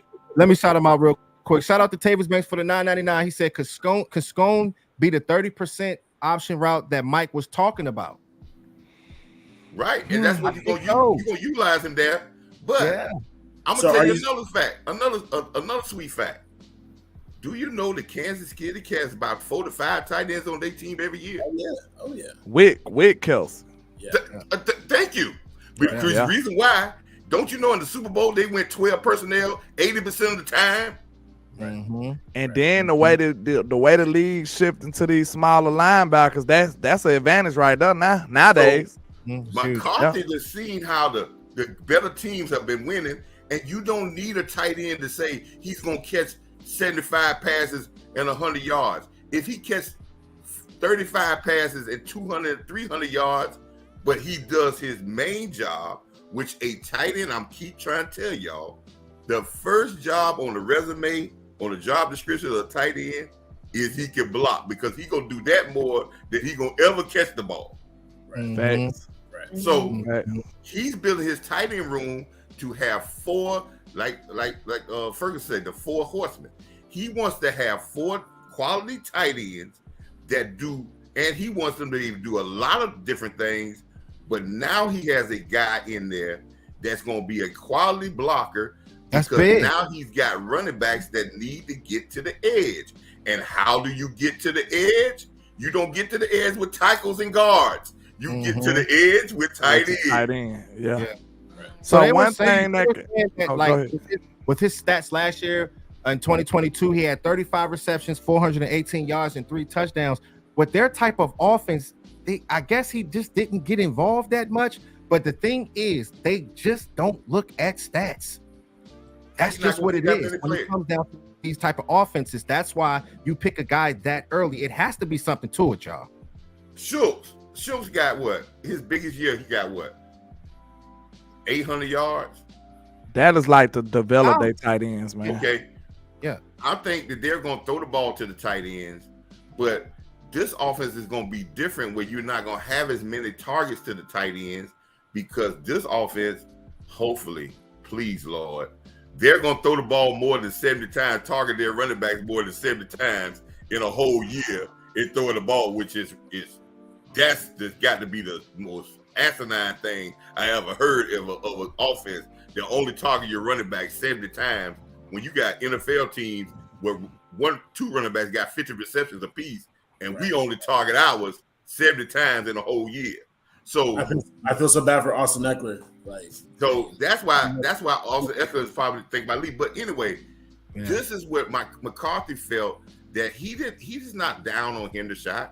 He's not down on Ferguson. But if this is the guy on their board that they felt after they said, okay, all these tight ends, we can put a circle around all these tight ends that's left, but which one has done the type of blocking and has showed that he can do that, and he's still, because we're not going to depend on him to catch 50, 60 passes. If he catch 30, we happy. But if he blocks at a 95% rate, he's a success. Mm-hmm. Hey, shout out to you, Jazz. Hey, go ahead and read that from Lost in Translation podcast. If you're going to stretch the field with Cooks, Lamb, and Gallup, the tight end will be a huge mismatch on third down. Yeah. And he's going, but see, we're not going to watch, when we watch film this year, nobody going to watch film about the tight end blocking. No, that's not the sexy thing to watch. Nobody going to say, man. I sure tried to look at some Schoonmaker, and he was blocking his ass out. That's how watch that. He was blocking. That's why I give him that. Drafted 2 tight ends, and they have Kittles, and they said they drafted 2. Why? Because that is what suits their team. That's the physical mentality they want. Teams going with small linebackers. You don't attack small linebackers with big, because bigs on big. The defensive linemen ain't gotten smaller. The linebackers have gotten smaller. Who you attack them with? Big, strong tight ends, and then you can muscle them. True. That's what we've been lacking at. Hey, pause. Hey, Philip. I already got mine. Philip, I'm in here. Cheers. Go ahead, Coach. But that's what I was saying. When I looked at the San Francisco draft, and I said they drafted a kicker. And when I looked at Philadelphia draft, they drafted what they needed because they were lacking in those places. We drafted where and I don't think we understand that McCarthy in his evaluation, he's not saying that Ferguson was a bad blocker, but he was not so enamored with Hendershot as blocking. And he wanted to get better at that position because it is very crucial to your run game. A lot of people don't understand, but tight end blocking it's not just getting the edge. You got to have a tight end to be able to cut off that backside defensive end so your running backs have a cutback lane. And if you like Dalton Schultz, block good here, there, sometimes he do a good block. We say, oh, you did a great block. But I've watched film. He gets blowed up a lot. So, but my thing is this, and look at this. Think about this, y'all. Think about this. Every time we ran the ball well and our tight ends blocked and we ran the ball well, how many touchdowns did Dalton Schultz catch? A lot of them. The games that we couldn't run the ball well, he got nothing because now we asking him to do what? To beat people like receivers. But if we run the ball well, it's a tight end's dream play action. Right. That's his dream. Hey, shout out to my man Mike Alvin, bro. What is good? Let's go. Good, man. First time in here. What is going on, man? Shout out to you, bro. Big time Cowboys fan. Much love to you, man. Thank you so much for showing up, man. What's good, brother? Dang, that's my man right there, man. That's what's up, man. That's what's up. All right, so this is what we're gonna do, right? So we just get the tight end. We'll do this here. This is where we'll go because we gotta just hit these draft picks, man. It's very important because a lot of people's been talking, man. So we'll go here. All right. So my man, taking my man back to the Old Town Road with his Cowboys hat on, man. Looking good, but don't say that. Hey, look, it's crazy. It's crazy. Pause. You got to pause after that one. I know, right? Hey, look, the thing is, right? He's a straight country boy, I'm telling you that. 229 pounds, 4-star recruit, 3-year starter. He's played Sam linebacker at Texas, and he also was an edge rusher. The thing is with him, he was a safety, the number 6 ranked safety coming out last year, in high school, and top dog athlete. The thing is with him in 2022, he had 96 tackles, 10 tackles for a loss, and 4 sacks. The thing is about him, with Dan Quinn, you can utilize this player on special teams, the linebacker position, the safety position. I really like this player. You know what I'm saying? And the thing is, the dude, he looks stout. He looks stout. You got the tape on your arms, just like I said in my last stream.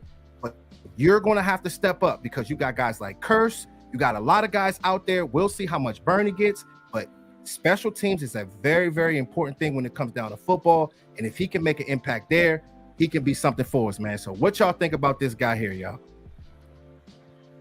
Well, Mr. Overshawn, I like the versatility of the player. I think he can come down and knock your head off, all that good stuff. But, you know, my personal interest, I wanted a real linebacker. So, I mean, but, you know, if I'm going to take my personal bias out of it, you know what I'm saying, I just evaluate the player. And I like Overshawn, though. I like the player. I was happy we got him.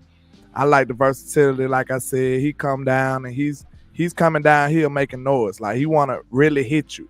He's not making the arm tackles. He's really laying it on you. And he's kind of like that Dono guy. You know what I'm saying? He moves well. Even though he didn't grade out that great as far as his coverage, he didn't grade out that well. But I believe he got the ability to cover. So I'll be really, really interested to see how Dan Quinn want to utilize him. I don't know. I know this is a future pick. To me, it was super future. That's what I say. I think it was super future, bro. I don't know future. I think it's now. Who we gonna get out the field? It don't like you can utilize him. You can. Our linebacker room is real. If you're doing it right, you can utilize him. You can put him at the linebacker position. You can put him at the safety position. I mean, and he has the athletic ability. Because look, I'm looking at it like this. We got depth in that area, not linebacker though. Because I don't look at him, I don't really view him like a linebacker though. That's my thing. I view him as a hybrid. Like just like Izzy them and Curse and all of them. We got a lot of those players. Hybrid we just don't. To me, it still feel like it's a void at linebacker. That's my problem. But you said you use him as a hybrid though, like hybrid linebacker. Safety? Yeah, he gonna do linebacker things. He gonna do safety thing. He gonna be like Curse and Dono. And that's which they are not linebackers. You know what I'm saying? If you watch film, bro, just like Coach Miles was just saying, bro, we should be terrified in seeing somebody like San Francisco come up and them guards getting to the second level blocking Dono. Like, it's over. Them boys is small. I love him to death. Dono got the heart of a lion. He gonna come with all he got, but you know, it's physical limitations. Like, he's not a big guy. So I want a real linebacker, man. And we still didn't get it to me. So our best 11 on defense is when we go 4-2 with our 3 safety set and then our 2 corners, right? Can we agree there, right? So I think Overshown just gives us more versatility in that range, right? Where he can be maybe that third linebacker that can still cover, right? I love his versatility. I love his speed. He's going to get bigger. I put him in like the Deion Jones category, right? Which he's another Dan Quinn guy, right? Dan Quinn all day, yeah. So Dan know what to do with him though. So I ease up. I feel good. Yeah, you know what I'm saying? Like if Dan Quinn like him, if Will McClay like him, I trust those two. And here's the thing, Rob. Like, sometimes you just understand. Everybody that's in here, I know. Hey, look, we all Cowboys. We all bleed blue and silver, man. And we know we ball before for a lot of us. You just understand dog mentality. You can just see it. Sometimes you just know the better scouts, they just understand it. And you can tell that this guy could be able to make an impact on our team, but they just got to figure out where, Landlord. Mm-hmm. Shout out to Macho Boomin real quick with this super real quick. Shout out to Macho Boomin with the 499, man. He says, cool Bama, what's up, fam? Trapping on a Friday night. Yeah, we trapping in the lounge, man. You know what I'm saying? With JC and crew. You know what I'm saying? We in here. I know how I would use Overshawn. Know how I use Overshawn? Overshawn, and it's probably going to be the case with him. He's not going to play as many plays, but he is going to be put in a position where he's going to be in the middle, maybe on a nickel situation, where you're going to bring him, and that's what he's going. And you're going to do as you do with young players. You find out what they do well. And while they're young, you just let them do that over and over again. You don't ask them unless they're over the top great players, the young, like a Michael Parsons, which you don't have many of those guys. But if they a young player, what they do well, you let them do that over and over, and then you add to their plate as it goes along. But they're going to be successful because you know what they do well. And that's where you're going to put him at. Landlord, you keep saying we need a linebacker. Clark is your linebacker. LSU, 150 some tackles. So you think he gonna step up and be that big dog this year, coach? I'm actually this. I hope so. If he didn't have the neck surgery, would he have been a first round draft pick? Probably so. Yeah. So why we saying that? Hey man, just and you got listen. When you watch preseason and you listen to what this linebacker coach ain't just said thing. I don't think he said the stuff about Harper in general. If you go back and look at that, he lit up when he talked about Harper. I love Harper. I was one of the first people on Twitter talking about Harper. So when I first seen him. Yeah, you definitely was. Yeah. Clark runs at 4.4. Harper runs at 4.5. He's building speed in there. This guy may eventually be the replacement to Curse at the big nickel, because I don't think Les Curse have some way over the top year. I don't think he's going to be back in Dallas. That's just the point. This plain and simple. If they got young guys, they're going to go with them, and I can understand that. So I'm not. There's no look at this guy, and I think we looking at this guy to be the missing piece and come out and be an all-star. Nah, he's going to have, if he makes 5 or 6 big plays for us, especially in special teams, and make a sack or 2, we are happy with it. This draft was built for guys to come in to make plays for us, but not to be dependent on them to do it every down.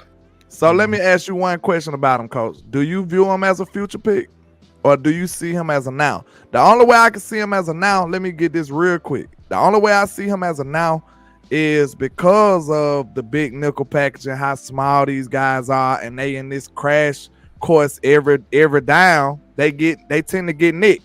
So you might need a surplus of those guys. So that's the only way I can see that being now. But I don't see them taking them off nobody out the field though. I just don't see that. And his playing time is going to be built, and that's why I keep saying I can't wait for training camp. All that's going to be built in training camp, but the Cowboys are in another situation. They're in this situation where, and when they first got in there, they had to draft guys like Osa and all these guys, and they had to draft them to say, I need you to play right now, right? I need you to get out there now. Now they've gotten to a point of saying, we've drafted guys now that we don't have to play right now. It's almost like a parent having the firstborn got to get a job early, right? You got to get out there to the streets. But as the other kids come in, they get the chance to be a kid for a little while. You know what I'm saying? They ain't got to work right off the bat. So this guy has a chance to be a kid, and he got a chance to be put in a spot to do exactly what he does. We may see him in a nickel package where they put him in there and say, okay, they're in the passing downs. Hey, I'm just gonna bring out, we're gonna take the linebackers out there in the passing downs. Let's just put in Obuchon because he's an athletic guy, and we may bring him. We may play a game with him, bring him, and put some pressure on the quarterback. He make a sack, everybody he gets some confidence. But when we get into the real nitty-gritty, we got enough players to come around and say, hey, he just has a role, and we get him in his role. He's going to do. I like the pick. I really do like the pick because when I listen to his interview, I really like the pick because he's a country boy. He's out of place. I love Mizey won me over on the interviews, too. Mizey was talking that talk. I like Mizey now. For sure. Sometimes you can just hear it in their voice, man. You can just hear it in their voice. They say that they're going to come in there and control people at the line of scrimmage. That's what you need. You know what I'm saying? One of the first things Mizey said was dog. Well, they were like, what you getting? A dog. He said that what you getting, a dog. and make sure y'all look out for my breakdown. I'm finishing up my breakdown on Mozzie Smith. Y'all already know it's going to be a movie, man. That's what we do. We produce over here. You already know what it is. And we're not going to overplay Mozzie either. Mozzie may play 65% of the snaps. He's not going to overplay because Hank is going to play a lot, and him and Hank is on the side of each other. Be crazy. Let me ask you this: how much do you play a guy like Jonathan Hankins in training camp? Being older now, do you play Mozzie more? Just by his age and stuff like that. Well, Mozzie play more. Mozzie got to get his work in. Mozzie got to get his work in. Yeah, he's young, so he's gonna play. Dan Quinn, listen. Dan Quinn gets a lot. That's why he plays so many people. I don't care what it is. There's a rotational system. The reason I know it's a rotational system on other teams also would have had outstanding stats because the stats he had with 54% of the snaps is outstanding. He only played 54%. Right. So if he was a guy that played like guys in Washington that played like 75% of the snaps. Right. We're talking about almost a 10-sack guy and 50 or 60 tackles. He did 45 tackles, 4.5 sacks, 8 tackles for loss on 54% of the snaps. So, but in this system, Dan Quinn wants to come at you in waves. But what's going to happen is your better players going to play better more these snaps this year because Quinn knows one other thing. He knows he's going to have an offense that ain't going to put his team out there on the field for 100 snaps. They're going to control the ball. Now he can play his better players more snaps and dominate. But when he think he ain't going to have time possession, he has to play a lot of people because he's trying to survive a 17-game season and trying to, without getting people all hurt up and tired. And one thing I want to point out about Dan Quinn as well, since he's come to this team, he's been banging the table saying like, "Yo, look, Dallas, y'all have not won a Super Bowl in 20-some years because y'all can't play defense, right?" He's drafted 15 players in the last 3 years on the defensive side of the football, right? All to fit his completely shifted the whole culture of the defense. The whole culture. Yeah. This is a different Dallas organization. Like we used to be considered the soft boys, the finesse boys, right? But like now with Mozzie's that piece, though. I'm trying to tell you. And then Overshown, his hard hit mentality, Donald's hard hit mentality. So let's Micah believe Parsons. I can't wait to see that dude, man. Micah Parsons. Yeah. Hey, Micah Parsons. He looked like a truck, don't he? Yeah, he looked like a gorilla, bro. Like straight up, straight up. Yo, And then Micah Parsons. Right? My bad. Go ahead. If Quinn drafted and changed the philosophy of what type of players we want on defense, what size, what speed, what mentality, we have to trust in Mike McCarthy drafting the tight end in the second because he's changing the mentality of the offense. That's what I'm saying. See what I'm saying? So we got to give him that trust. He's not drafting like they drafted before. Yeah, I've been saying it for a long time. I'm like, I don't know. This team might go tight end early, so don't be surprised. That's why I was sharing that when I was with on with Law Nation. I was telling them that I'm like, hey, they might go tight end, but we don't know which position or which player they actually like. And hey, a lot of those tight ends went, and they end up getting a Schoonmaker. But we'll see. We can't just sit there and say, oh, it was a bad pick. It was a bad pick, because this guy could really make a difference. We know they want to run 12 personnel. I hope he do. Huge, you know what I'm saying? Any bad take I make, I hope he proved me wrong. You know what I'm saying? But I look at it, I just felt like at some point, I don't know what point, because they board ain't our board. That's something I have to stress. You know what I'm saying? Our board ain't they board. It's different. But it just felt like at some point, like, you got to just know when to hold them and when to fold them. All the tight ends was gone. Like, most of them was gone. I'm sure. I want to see they board and see where they really rank Schoonmaker. Because to me, it felt like they had to reach for him. But how do we know that all the tight ends were gone, though? You know what I'm saying? Schoonmaker might be one of those guys because it's been a deep tight end class. So they might put him down the board. Same thing how we drafted Tyler last year, Travis a couple years ago. You know what I'm saying? So some guys that like are not on our mock drafts, when they don't show up there, like when it's like not one of the guys we talked about, it's like, oh no, they messed up. But then, you know, it's the Cowboys, and we draft for a wall. I think they said they wanted that guy to Iowa, the LaPortia dude. I think he went earlier than they thought. Yeah, Landlord, I think he was like number one on their board. Yeah, so when he went, that's what made me feel like it was a scramble, man. Like I don't know. I hope Lil Schoonmaker ball out though. I hope he ball out. Shout out to my man Mike Auburn. You can go ahead and read that, Rob. Go ahead. Mike Auburn said, I like Osa, but I think DQ took him out of some obvious rushing downs because he lacked gap discipline. Yeah, Osa's a pass rushing defensive tackle more than he's a run. He's a run guy. They got a different philosophy. Say it again, Coach Morrow. The defensive line coach had an interview too, and he talked about the defensive assistant they got this year, and he talked about the different philosophy they're going to do on the defensive line. I think the defensive line they're going to do a lot less stunning, which got them in trouble a lot with gap integrity. He really did. That's what a lot of these runs. That's when we be talking about, they're getting blown on the ball. No, a lot of these runs came because they were stunting and they ran out. And when you stunt on a run play, it's either you opening up lanes. Yeah. You go the wrong way. It looks like you getting gashed, but you actually ran out the position for them to gas you. So, but now they're going to a philosophy where they're going through man, and that's what I call that. Now we're not going around man, we're going through man. So that's mean we're trying to put out linemen 1 yard back in the backfield, put their offensive line and cut off the angles. And what that does is that puts your running back in a box. That makes him not see as much grass. You may not make the tackle, but it slows the player down because we are fast defense. And if we can slow the play down, we are fast enough to gobble it up if we slow you down just a half a second. So I like that philosophy. And if you're going to go through man, you got to have a guy like Mozzie to have that type of philosophy, because you got to have a dog in there that can just go through man. You know what I'm saying? So and the man double teams. So that's where they're changing. That's where I think that that's where they changed the defense of the middle tackle coach.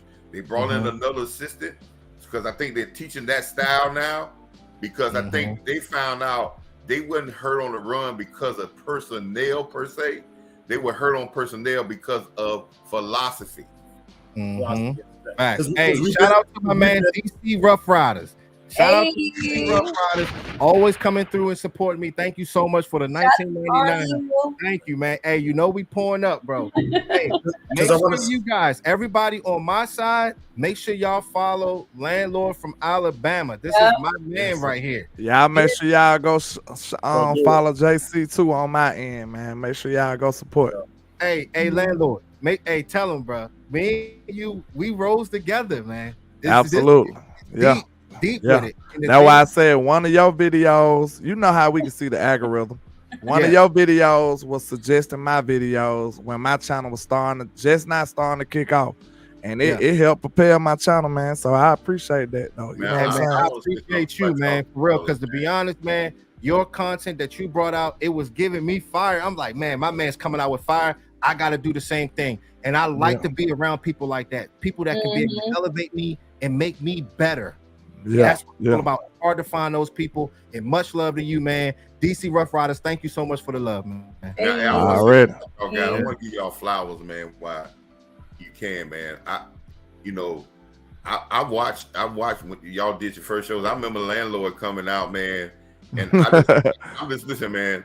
I'm just thinking, man, y'all growth, man, and y'all just still propelling, man. And so growing fast. more and more. And you can tell y'all getting more connections out there with more people to probably interview and bring things in. One thing I want y'all to do is, man, keep thinking outside the box. Outside the box is always going to be your best way to be, and be true to yourself. You know? Absolutely. So if and that's why I kind of tie that back to the Cowboys.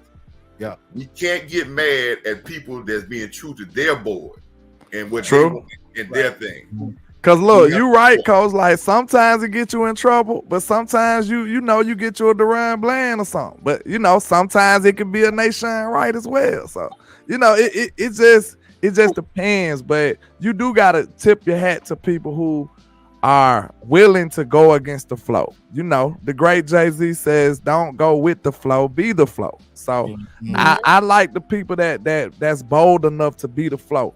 And of course, like you said, when I came out, I just said I'm gonna just be myself. Hey, they gonna either like it or not. You know what I'm saying? It is what it is. Hey, look, some people be on there trolling me to this day. He say, you know what I'm saying? He say this, he say that. Hey, I am who I am, man. Hey, you gonna accept me or not? It is what it is. My wife, shout out to Jasmine. Look, she's the one that taught me how to edit, Landlord. Yeah. So after she taught me that, like I just completely took off. Like, and I told her, I said, I'm just gonna be myself. I'm gonna be different. I'm gonna do my breakdowns differently. And because the only way is I'm gonna be able to make it is if I'm different and do things the unique way. And dang on sure. Well, hold on a second. Let me just put my 10 seconds in. You've always been like that, though. Like, let me tell you something. I started YouTube in 2012. All right, I've already been in the game. I have 5 other podcasts. I don't even want to advertise. But like I told Jay, I was trying to bring him in. We did a couple of skits. We got like some cheesy couple skits. It's called Couples of Comedy. So if y'all want to check that out, we're gonna see the other side of JC. Y'all only gonna get this on this live stream. I'm never gonna advertise it again. Oh, okay. It's called Couple of Comedy right now. But yeah, we've been in this. Guy told Jay he better get in here. But that's who we are. We're never gonna change. It just makes it so much easier just being our true, authentic self. Shout out to Coach Marv for always bringing in true, good feedback, especially in this. We need you in here. You know what I'm saying? Hey, he's awesome. He's awesome. Shout out to you too, Iceberg Slim. The thing is, what I like about Iceberg Slim, he doesn't really go by the crowd's opinion. He go against the grind too. Yeah. Hey, look, I respect that, and I be seeing it in your chats. You know what I'm saying? Shout out to you, bro. So glad you here. Shout out to all you guys, man. We all bleed blue and silver. That's what it's all about. And we gonna take this to the top, dog. Me, Landlord, my man Captain Rob, Coach Marv, man. We here right now, man. It's just beautiful, y'all. I appreciate y'all so much, man. You said something interesting, y'all. Y'all said something interesting, and I tell you, man, this is a fact of life, man. If not only in football, but especially in football and in life, partnerships, relationships, whatever relationship, coaches' relationships to players, husband and wife, friends, the best thing, the most important thing is to guard and cover up the other person's weaknesses and celebrate their strengths. Yeah. If you do those things, right, you don't hurt feelings, you keep them safeguarded, you don't push their buttons, but you promote them and push them. So when you have a teamwork, you want to guard their weaknesses and push their strengths. Hey, so Landlord. That's what football coaches do with players. I'm drinking right. Come on. I gotta let this out real quick, bro. Me and Jasmine, right? She used to be so mad, like when she was teaching me how to edit, bro. Like she used to be so angry because I used to be trying to do like, you know how my breakdowns be, bro. Them joints is like on another level. You know what I'm saying? So she used to be getting mad at me, like, why are you trying to do so much, JC? Why are you trying to do so much, JC? Look, once she taught me, and then she let the training wheels go, I start editing myself, and she don't got to worry about it no more. She dipped. Yeah. All right. You leave you with that. Yeah, because imagine having to edit for like 4 other channels, okay? Yeah, I can imagine. I hate editing for my channel, so I understand. You know what I'm saying? I mean, I was like, yo, Jay needs to have his own stuff. Like, he needs to think off, and I'm out of here. I did my job. But yeah, man, you're right about that, though, Coach, with the relationships and stuff, man. I mean, that what coach and that what players need. That's what I think Quinn has brought to this Dallas Cowboy team. Because he says over and over in all his assistant coaches, his defensive back, his line coach, they all say the same thing when they did the interviews. Wait a minute, Coach. Wait a minute. You made me think about it because I forget. Did you hear how Mozzie was talking to DQ? Man, that got me pumped up. Hold on. He was like, "What's up, Coach?" He was like, "What's up, big dog?" Hey, that's a personal relationship already. You know what I'm saying? Like, you don't just call a guy big dog. You know what I'm saying? They was very comfortable already, man. Right. That guy, I see why they be willing to run through a brick wall for DQ, man. He feel like one of the guys. He do. He feel like one of the guys, and that's the type of person that you'll do whatever for. Know why? Because listen, DQ, the relationship he has with his players, they know that he's gonna put them in a place where their strength is highlighted. Yeah, and he's not gonna put them in a place where their weaknesses is exposed so they can look bad. That's why they got a good relationship, because they trust him that he's not gonna put them in a place where they can be exposed, but he's gonna highlight their strengths. This is the relationship that Kellen Moore didn't have with his offensive side. No, he did not. Trust that he was gonna put them in the best place for them to be totally successful. That's what Cooper was saying. That's why CeeDee Lamb was looking frustrated. That's why Ezekiel Elliott, Tony. Hold up. Did you hear what Micah said? Micah said exactly that. Micah was like, DQ ain't gonna let me down. See, y'all don't be peeping game. He said, DQ ain't gonna let me down. He understands. Like, no, I ain't saying y'all, but I'm just saying as a whole, like, some people might have missed the significance of what he said. He said, DQ ain't gonna let me down. Like, so he trusted him to deliver, and he did. You know what I'm saying? Right. All right, look. So let's chop it real quick. Hey, Rob, I got something for you right now, bro. I want you to chop it down because we're getting close to time. Yes, sir. Chop it down for me. Chop it down for me. Hey, yo, he might be the best player in this draft for real. If we use him right, this is you got to drop a bomb for that, JC. Say that one more time. Run that back. This might be the best player in this draft on our side that we picked for the Cowboys draft, right? Mm-hmm. He might be the biggest difference maker, and his name is Deuce Vaughn. He plays like Darren Sproles. Darren Sproles a little thicker. You know what I'm saying? Darren Sproles, you put up some weight now. Like that was a big boy. But this dude, he's a mismatch problem. He'll make you look real silly in the open field. Perimeter player. Huh? Perimeter player. Get the ball in his hands. He's what we were kind of hoping we would get out of Turpin last year, but he's actually like used to having the ball in his hands, like every play. You know what I'm saying? He's dogged some big schools. Like this boy's real excited when we got him. I'm so happy with this draft, right? I'm happy with this pick. The defensive end for head coach, Vito Vea's brother, right? I was trying to get. I like that guy. Siaki Ika. I call Siaki Ika Vita Vea Senior, but I'm happy with Vita Vea's cousin. Mozzie Smith. We'll see what's up with Schoolmaker. You know what I'm saying? But the physicality is there, right? Like we're starting to like change the culture of this team, right? We're starting to be winning fundamental football, hopefully championship football, right? This is what we need. These are the difference makers that we now. Our running back room got some juice, right? You got some. Hey, juice. look. Yeah. Hey, bro, that running back got some juice. And the thing is, man, being a slasher, being that perimeter player, just give the ball to this player. And the way our zone concept is going to be big. The thing is with him, I mean, he's not the fastest guy, not the fastest player. I think he ran like a 4.52, but the quickness, the shiftiness that this player has. He ran 4.4, if I ain't mistaken. He 4.4. He a 4.4 guy. 4.4 guy. Yeah, I'm not worried about his speed. I'm worried about his quickness. He'll shake you up. Like, his quickness is ridiculous. Yeah, thank you so much, B-Bird, for the love, man. I appreciate you so much, bro. Thank you. Shout out to B-Bird, man. Shout out to you, man. It's so good because we all know, like, this guy, I think his first love was soccer. You know what I'm saying? So you already know he's really shifty.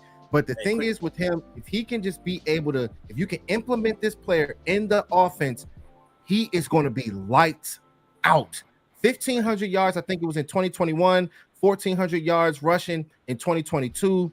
And this guy had like 3 or 4 touchdowns in both of his seasons in 2021 and 2022, over 350 yards. This guy is an impact player. And the thing is with me, right?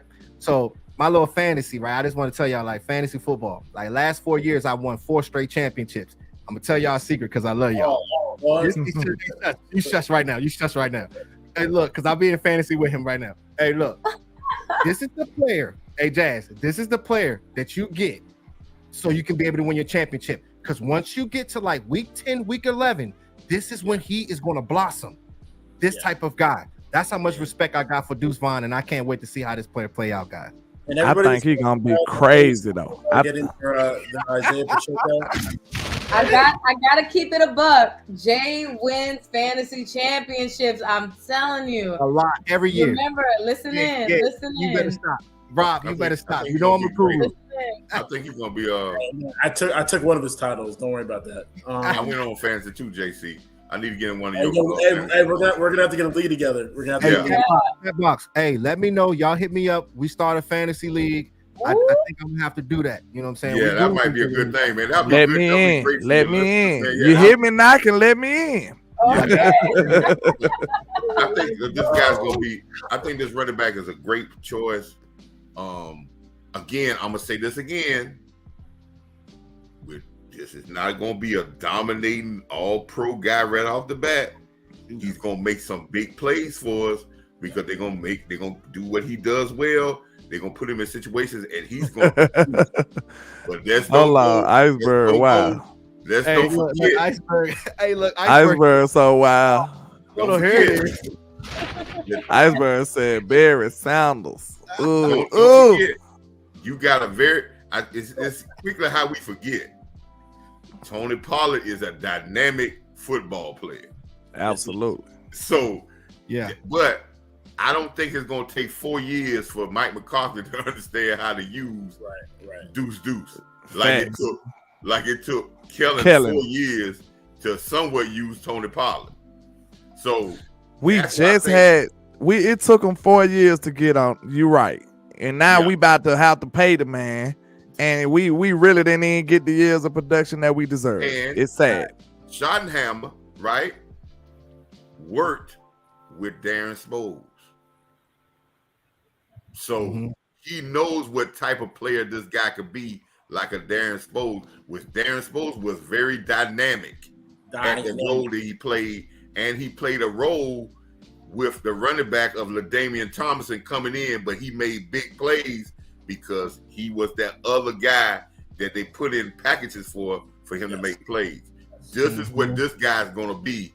And you can make a package for him that you can make him very dynamic and because he can catch the ball. So if he can return the ball, right, guess what's going to happen? Turpin going to be out of a job. That's what's going to happen. Because you don't need guys. The vision, bro. You got the speed, you got the athleticism, but the vision ain't there, bro.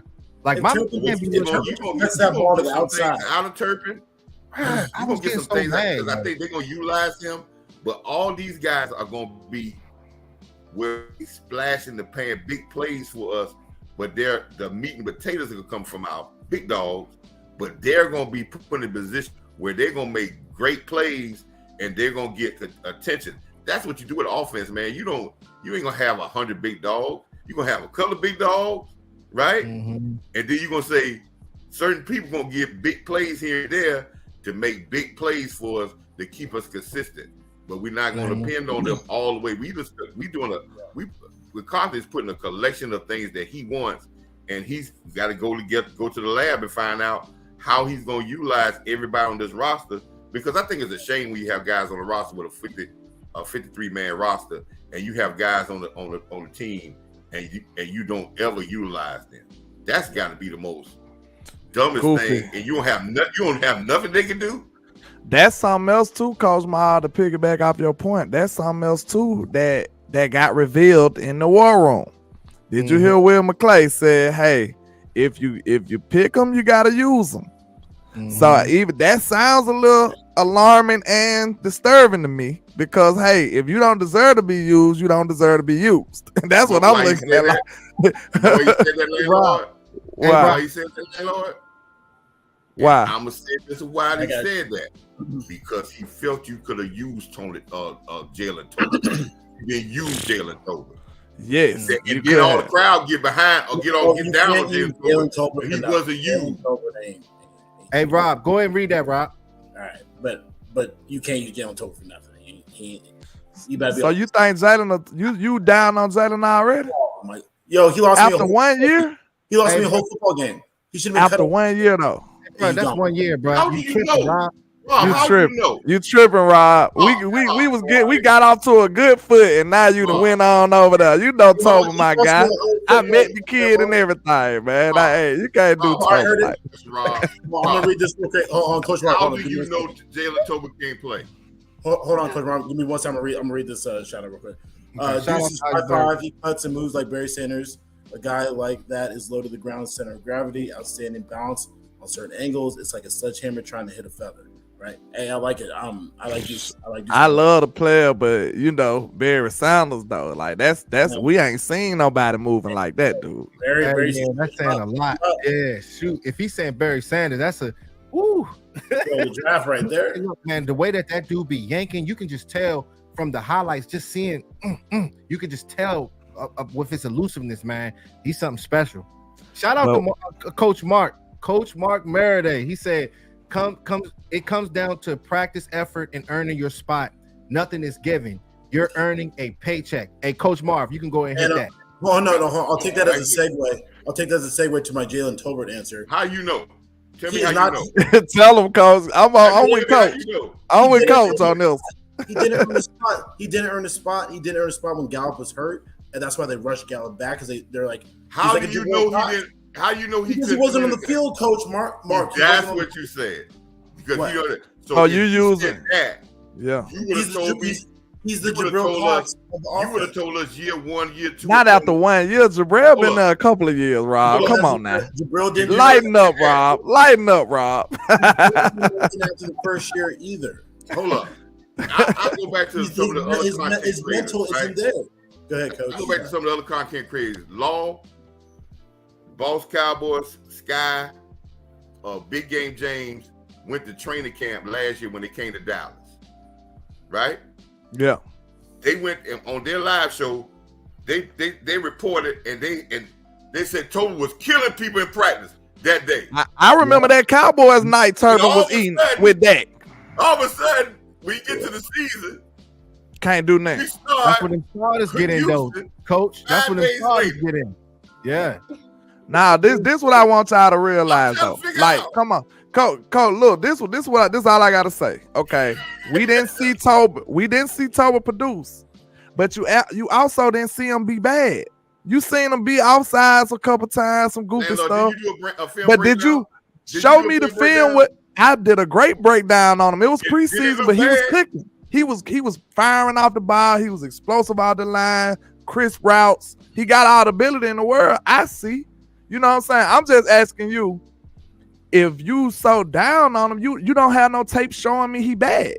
You know what I'm saying? That's what makes you, that should make you pause for a moment. Like, okay, maybe I'm just mad at the kid. Let me give him a little more time. Like, I can get with people that's mad at Jabril because Jabril done had a few years of being not productive. Like, I done seen him missing tackles. He got a bad missed tackle rate. Okay, if they want to make that argument, that's fair. But we don't have no evidence showing Jalen just being a bad receiver.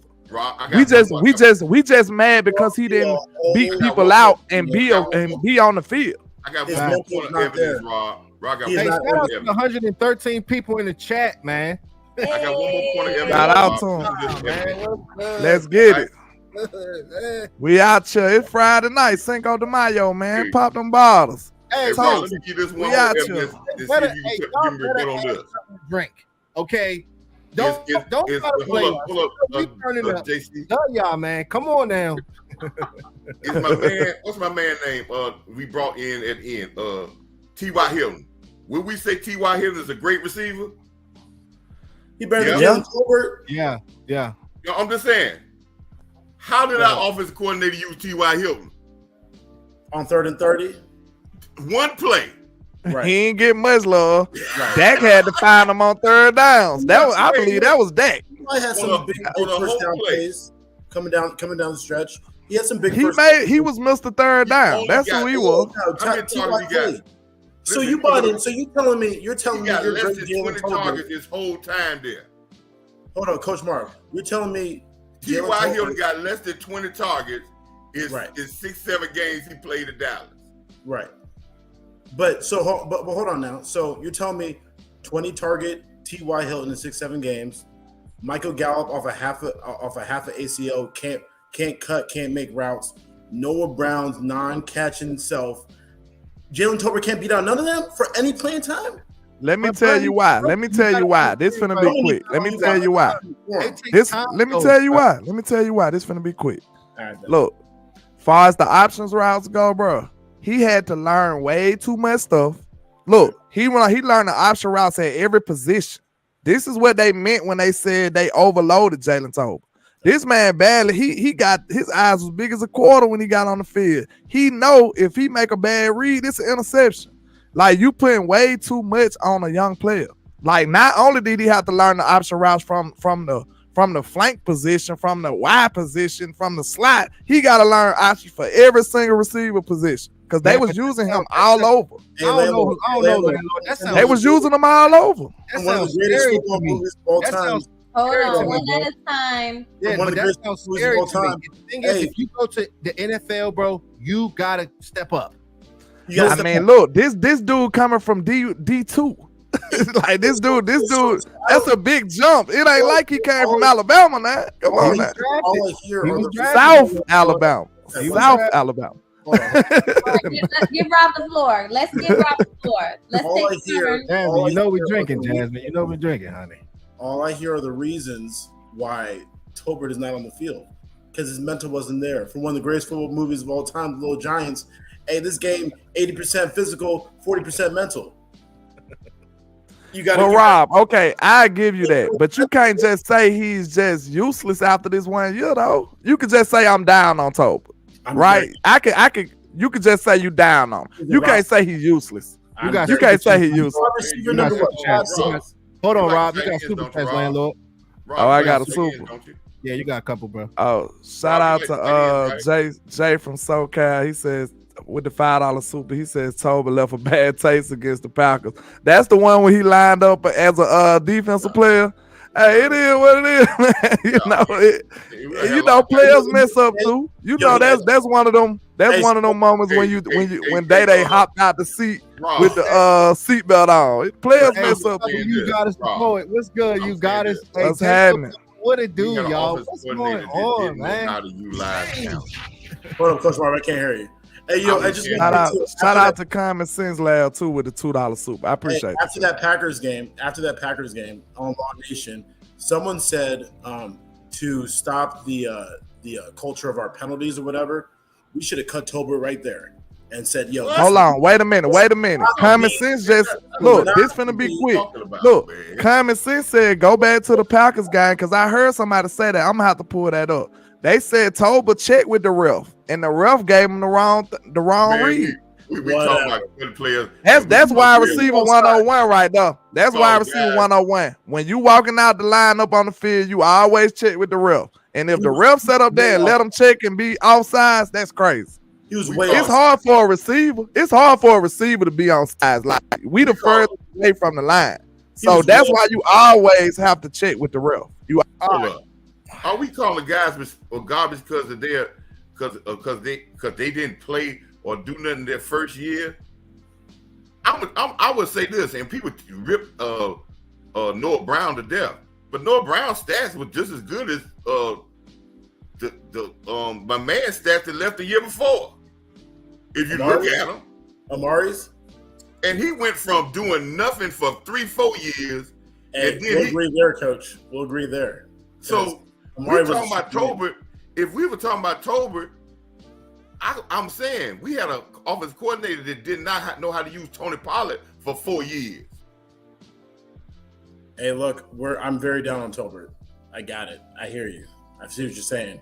I'm just very down because he didn't play, but you don't know why. He did nothing for me. He's a third-round draft pick. Didn't do nothing for me, but lost me a football game. How you gonna lose me a whole football game? How Tolbert lose a game? Hey man, that was a big third down that got called back now. Rob, see, look, we got you, Rob. You feel like Tolbert how I feel about Jalen. You got a vendetta. Look, this is an intervention right now. Okay, this is an intervention. You are amongst friends. Okay, chill out on the Jalen Tolbert. Ease up. Hold your horses. It's way too early, bro. It's way too early. Boy, I'm gonna give him his chance. I'm gonna give him his chance. But right now, don't sound like it. I'm lying straight to your face. I'm not gonna give him a chance. I do it. The Cowboys are. Look, did you see? They gave him Jalen Tolbert, one of the biggest winners from this draft. We didn't invest a lot in receiver. He one of the biggest winners. So I think you're wrong, Mr. Rob. I really do. I think they're gonna actually give him a chance. Shout out to Mark Merriday. He said, "Let me ask you this: how many Cowboys wide receivers get signed in free agency?" None, cause it's about 60 receivers on the roster right now. Right. So they brought in about 10 undrafted. They brought in about 10 undrafted. A bunch. Hey, Coach Merriday, how you feel about Jason Tolbert? Hey, Landlord, I think you on mute, bro. That's our coach from back in the day. I think you on mute, bro. Hey, no, so hey, look, I hear you. Look, listen, it goes CD, it goes Cooks, it goes Ferguson, then Pollard out the backfield, switch up those however you want. Then you got Vaughn, then you got Malik Davis. Ronald's gonna get a couple touches. Ronald probably won't make the team. Then you got Pendershot. Then you got Gallup. That's 9 people before I even think about. Not at all. Yeah. Yeah. All right. Yeah. So this is what we're gonna do. That's your third rounder. That's your third rounder. Hey, let's switch it up, man. Let's switch it up. Hey, Coach Marv. Oh, Coach Marv. We'll be back on the show. We'll be waiting on your apologies. Oh yeah, because Jalen gonna get some run now. Jalen getting some run. I would love to apologize. Hey, for a Cowboy receiver to be successful, I would love to apologize. But I ain't writing up no speech right now. Talking about sorry this, sorry nothing. Mm-hmm. Look, all right. So we're gonna switch it up. We're gonna switch it up real quick. A lot going on right there. Hey, Coach Marv. Hey, let me know what you think about Asim Richards, man. Oh, I'm very excited about this young man. Very great feet. He got a lot to learn. It could be a quick learning path, or it could be a slow learning path. But I said this again about players. Sometimes we get a certain amount of players and we get so locked in to watching those guys. But we have to remember, man, that every year there's linemen that are drafted in the 4th or 5th round that come in and start and play. I mean, the league, I keep trying to tell people, almost 70% of this league is made of people that drafted 4th, 5th, 6th, 7th, and undrafted free agents. So everybody's not a 1st or 2nd round pick. Yeah, you got to bet on some players. You got to just bet on some players and develop others. You know what I'm saying? So, and if you look at the tape of this guy, great feet, plays with physicality. Yes, he got a lot to learn, but there's not no glaring stuff that when you watch him on, nobody's gonna watch him. Everybody's review on him has not given you no glaring things about he doesn't have feet. He's a former basketball player. They don't think he don't play with strength. Yes, he's probably had to get a little strength. I think he would be a much better guard, but he's got that length.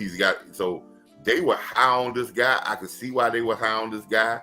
This might be a slow process, but it may be a serviceable thing. It's again, you want to put him in situations where he does well. I think when we talk about linemen, I think Ball was a product of him not playing as well, and I think he was a product again of our offensive coordinator exposing him. Yeah.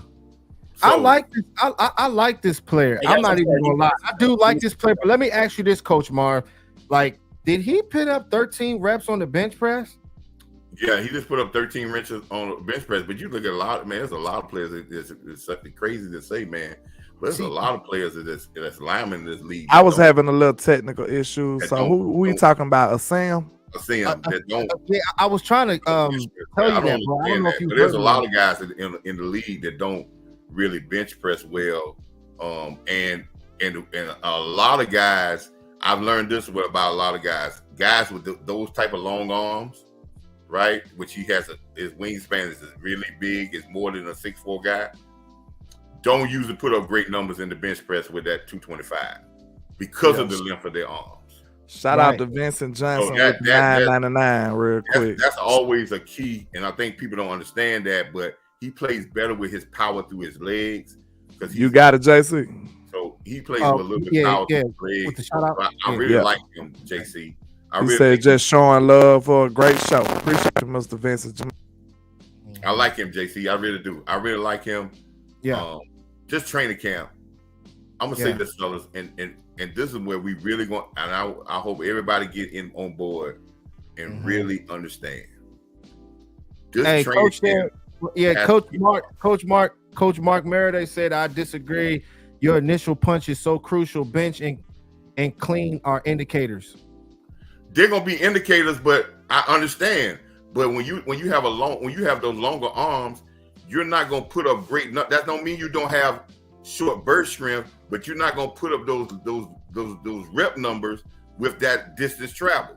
You probably can go back and look through all the linemen, and you're gonna find out there's some guys in that thing that's at 20, 21 reps, 19, 17 reps, and you're gonna be like, wow. But their short arm strength is good. I'm not saying he's not all the way up to what he's supposed to be. We don't expect him to be all the way up to what he's supposed to be. We got a great weight and strength and conditioning staff. So you draft players and you develop and you get them stronger, right? It's not that he came in there with numbers that was just bad, but when you watch film, it doesn't tell you he's a weak guy. When he went against Miles, the number 1 draft pick out of Clemson, you couldn't tell he was a weak guy when you watched him on tape. Let me go take a bathroom break real quick. Hey, look, me too, dog. Hey, hold on. Hey, hold it down real quick. Hey, Jazz, where you at, Jazz? I gotta pee.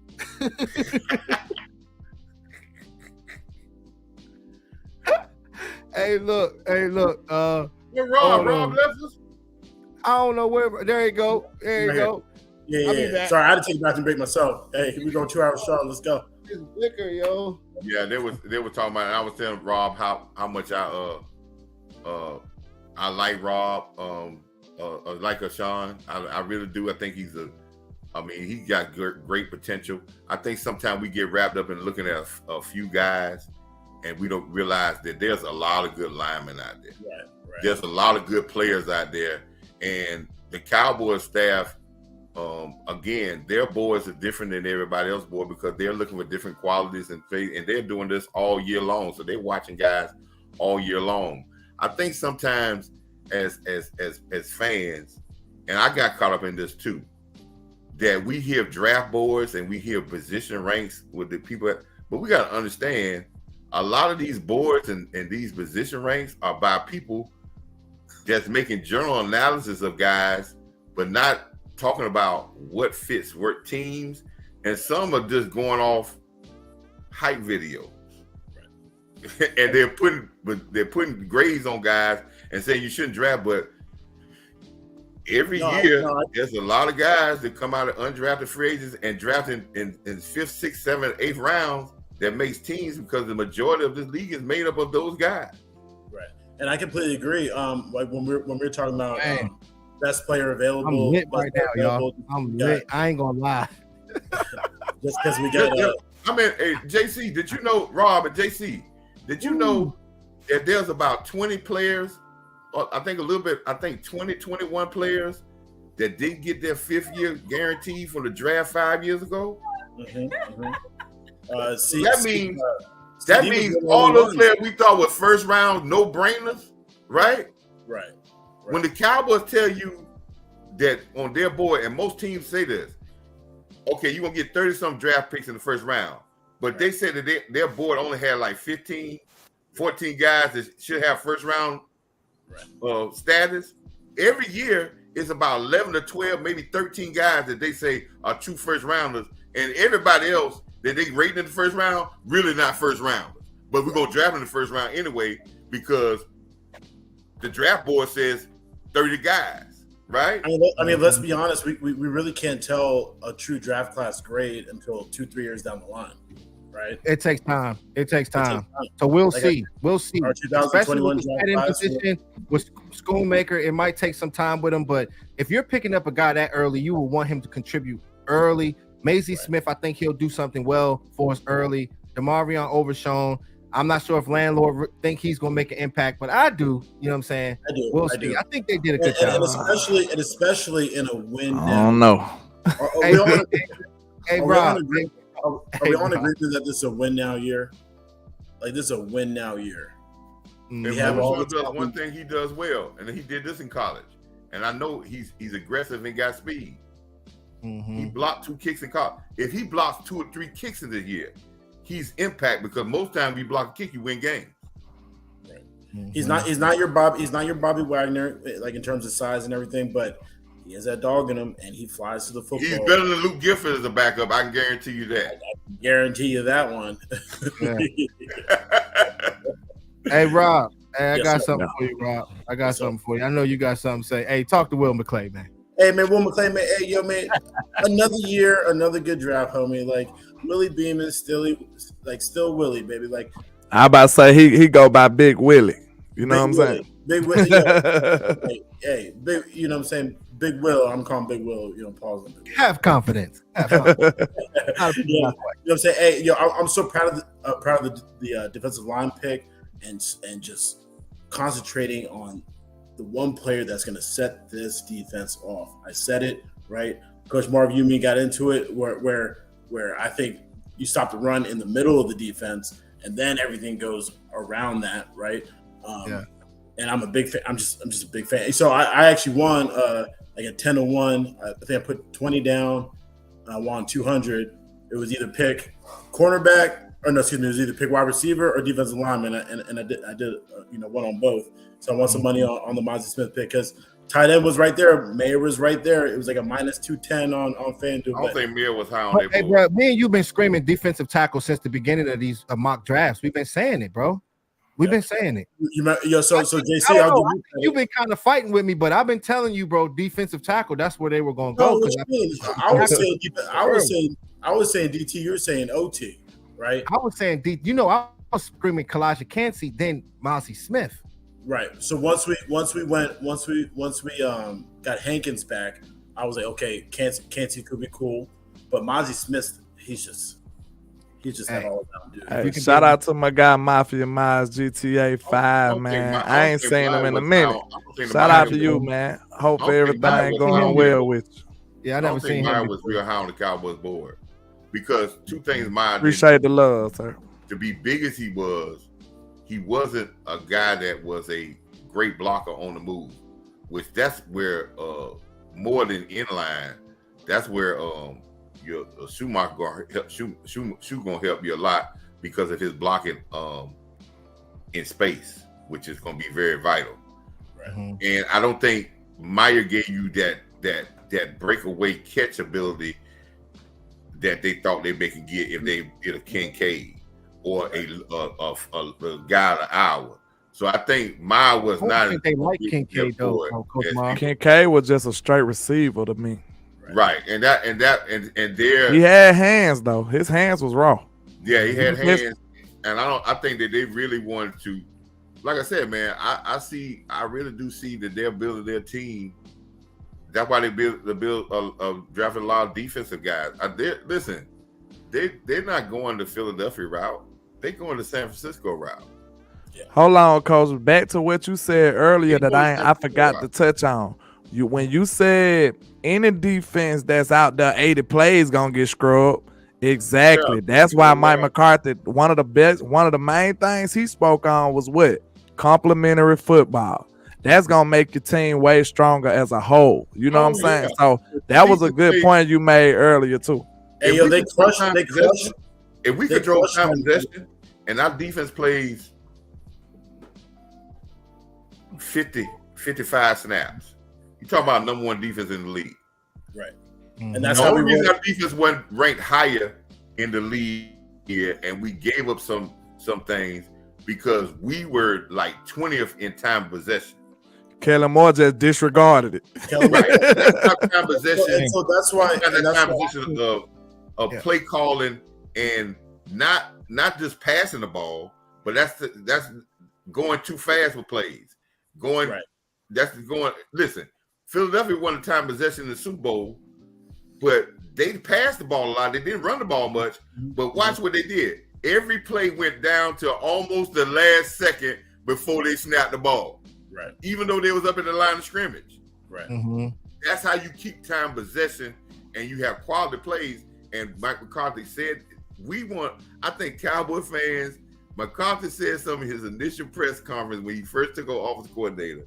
And we as fans we don't believe it, and we trying to push him. Is our strong belief by throw the ball around the field that what he said he was lying. He talked about complementary football, running the football, taking care of the football, and playing our defense. And we keep saying, get receivers, get this, get another receiver. Right. He just told you the direction he's going. And we trying to push him off to another direction. And it's not. And Coach Marv, it's not Cowboy Nation. It's these 3 and 4 letter networks, right? Coach Mike McCarthy got crushed for saying that. Like, why would you trade production for win? Yeah, I'll give you guys a prime example. In the Jacksonville game, we're up 27-10. We give up a big 60-yard touchdown pass, right? The next 2 plays were pass plays. The second one being an interception.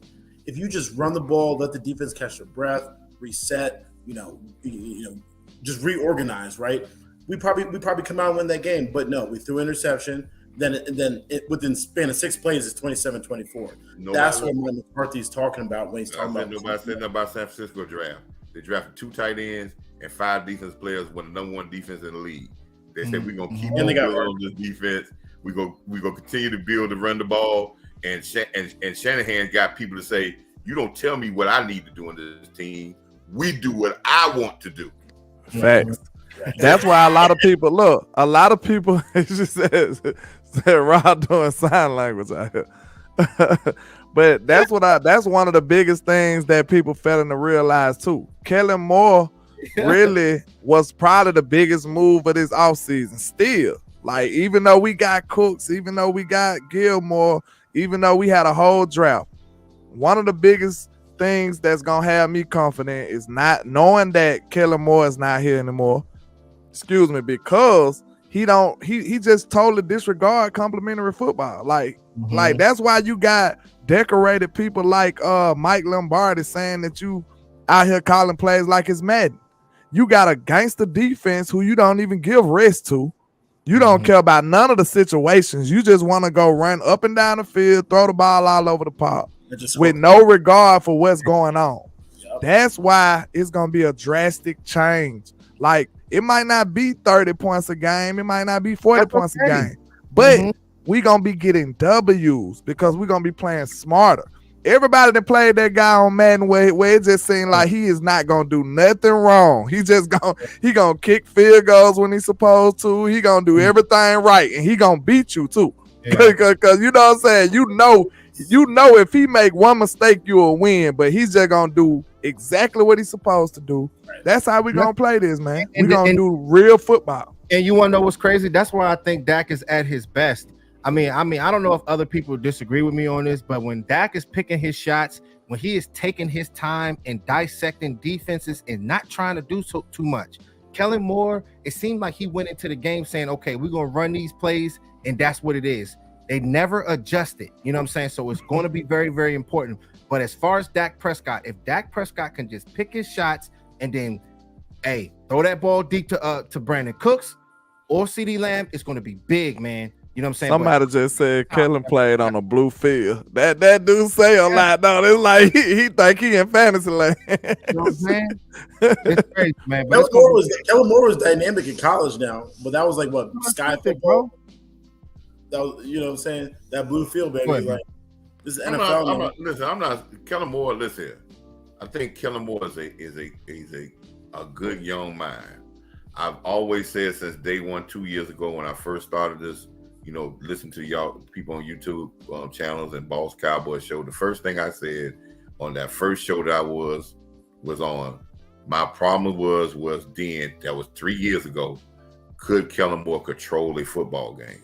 A lot of people didn't understand what I was saying about that, and it's controlling the tempo, controlling how your team wants to play, knowing what makes your team rock, controlling the tempo. If you control the tempo in the game, you win 85% of the game. If you don't control the tempo, you playing in somebody else's tempo, you usually have a tendency to lose. That's in every sport, controlling the tempo. And I did think he had that. Now, Kellen Moore reminds me of Lane Kiffin.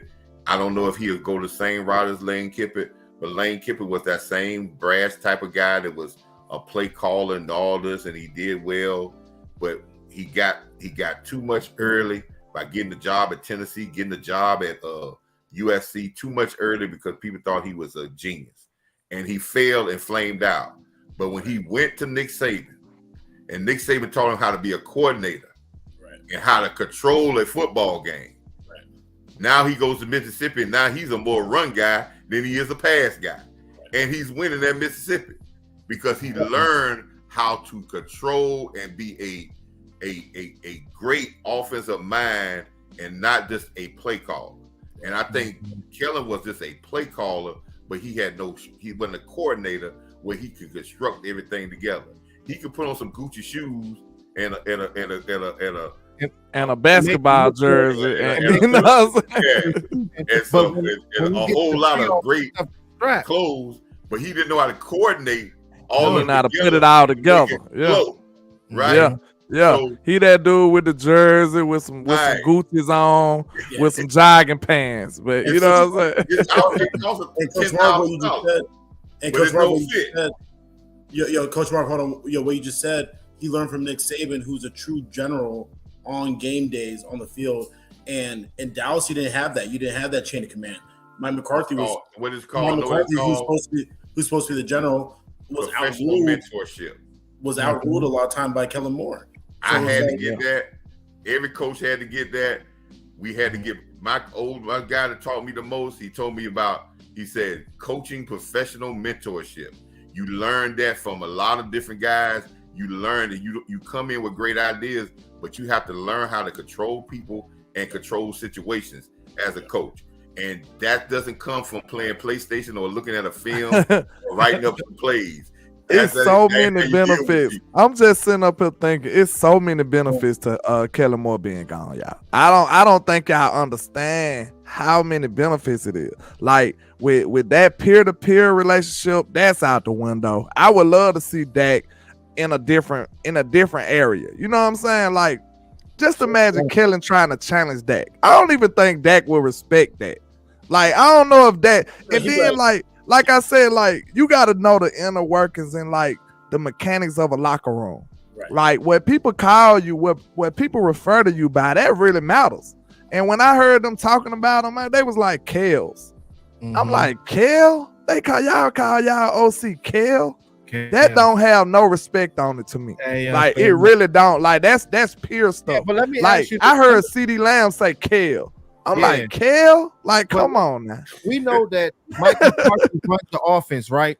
And Kellen Moore runs the offense as well. How do y'all feel about two offensive coordinators being on the same team at the same time?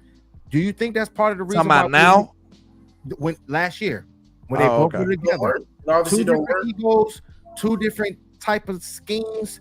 Do you think that played a big part in the mistakes that we were making? Yes, they was clashing. They was clashing. Now, look, now we got Schottenheimer and they on the same accord. This is gonna be a group think instead of a battle.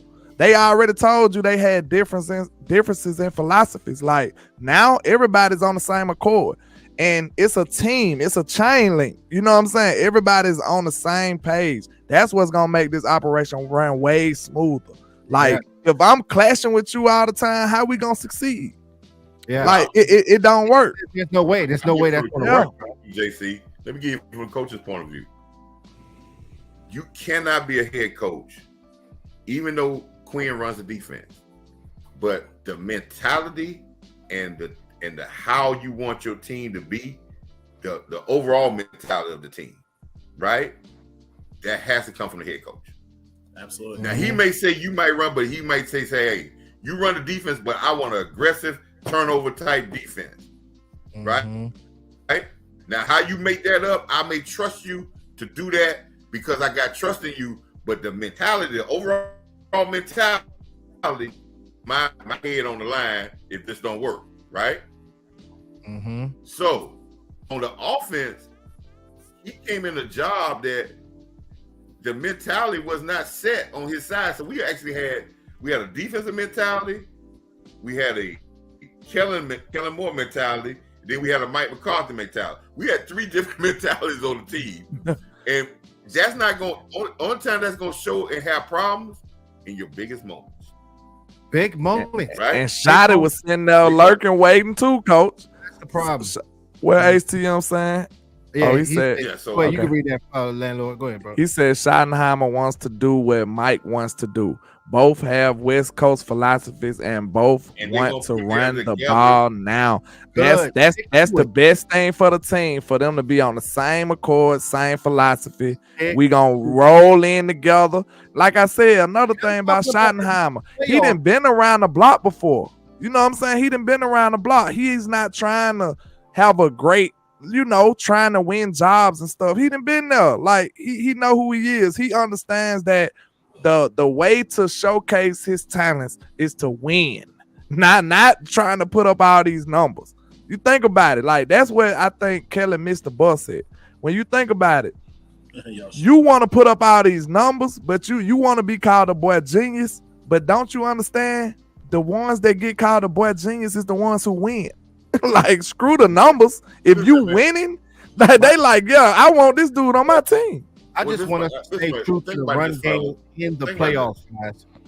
In the playoffs, I wanted us to stay true to the run game in the playoffs. If they say they're gonna do it, stay true to it. Right. But the game plan in San Francisco was horrible because we did the same game plan offensive that we did the year before, and for us to talk about the offensive line and block the run, we ran the ball 14 times again. So you can't tell me you can run the football if you don't try to run. The next week, Philadelphia run the ball 43 times, only averaging 3.8 yards a carry, but run it down because they continue to be committed to it, right? We weren't committed to it. We run a couple times, and then we go in a closer game, we throw the ball, and then we throw routes that were feeding into the defense because we didn't change our offensive game plan. We changed our defensive game plan, which made our defense play better, but we didn't change our offensive game plan. Quick interjection, coach. We had people saying that they know we weren't going to dedicate to the run. So, I mean, come on now. People calling us out. If people say that, guess what? And this is why your run game doesn't work. It's a mentality thing. And this is with dealing with kids, it's dealing with grown men too, right? If I'm on that team and I know that you're not serious about running the ball, as a team, my mentality is man, if I miss a block and we get shut down the run game, you ain't gonna sweat that because that ain't what you want to do anyway. Right? Yeah. You know what I'm saying? But if that's the mentality, you gonna tighten up on the things. That's like at your job. If you know your boss say these things important, you gonna tighten up on those things. Right. The things that not important, if he say he don't care about when you come and work on late, no, you're gonna be late just by every day. Right. But if he say you need to have those assignments done, you're gonna have those assignments done because you know he deemed that important. So what your coaches deem important to you and you seem to know is important, that's what you're gonna take greater focus on. In closing though, because I know we've been on here forever and we better get ready to wrap it up after a while. But I do want to touch on this though. Shout out to you, Double R. Shout out to Double R, man. Yeah, shout out to you. You be supporting everybody too. I appreciate that, sir. Yeah. But I think it's the best thing in the world to see Mike McCarthy get his fair shot too, man.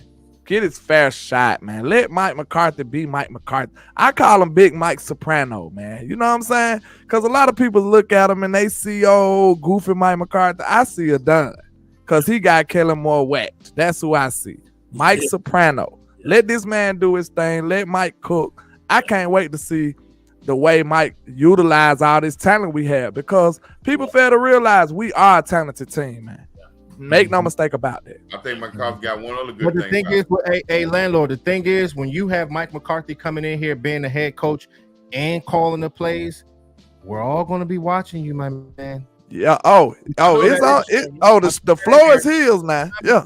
But I do think Mike McCarthy got one advantage he ain't never had before. What is that? One advantage he got that he only had it one time in Green Bay, but not in Green Bay. He's got Green Bay always had a suspect defense, except for that 1 year that they won it, right? Yeah. When they had Gilbert Brown stuffing up the middle. Yeah, and they had all of those. What that linebacker they had, that boy was going crazy. Gilbert Brown was the big boy who had that black face. Defensive player of the year in Dan Woodson. Clay Matthews, that's who it was. Clay Matthews used to go crazy.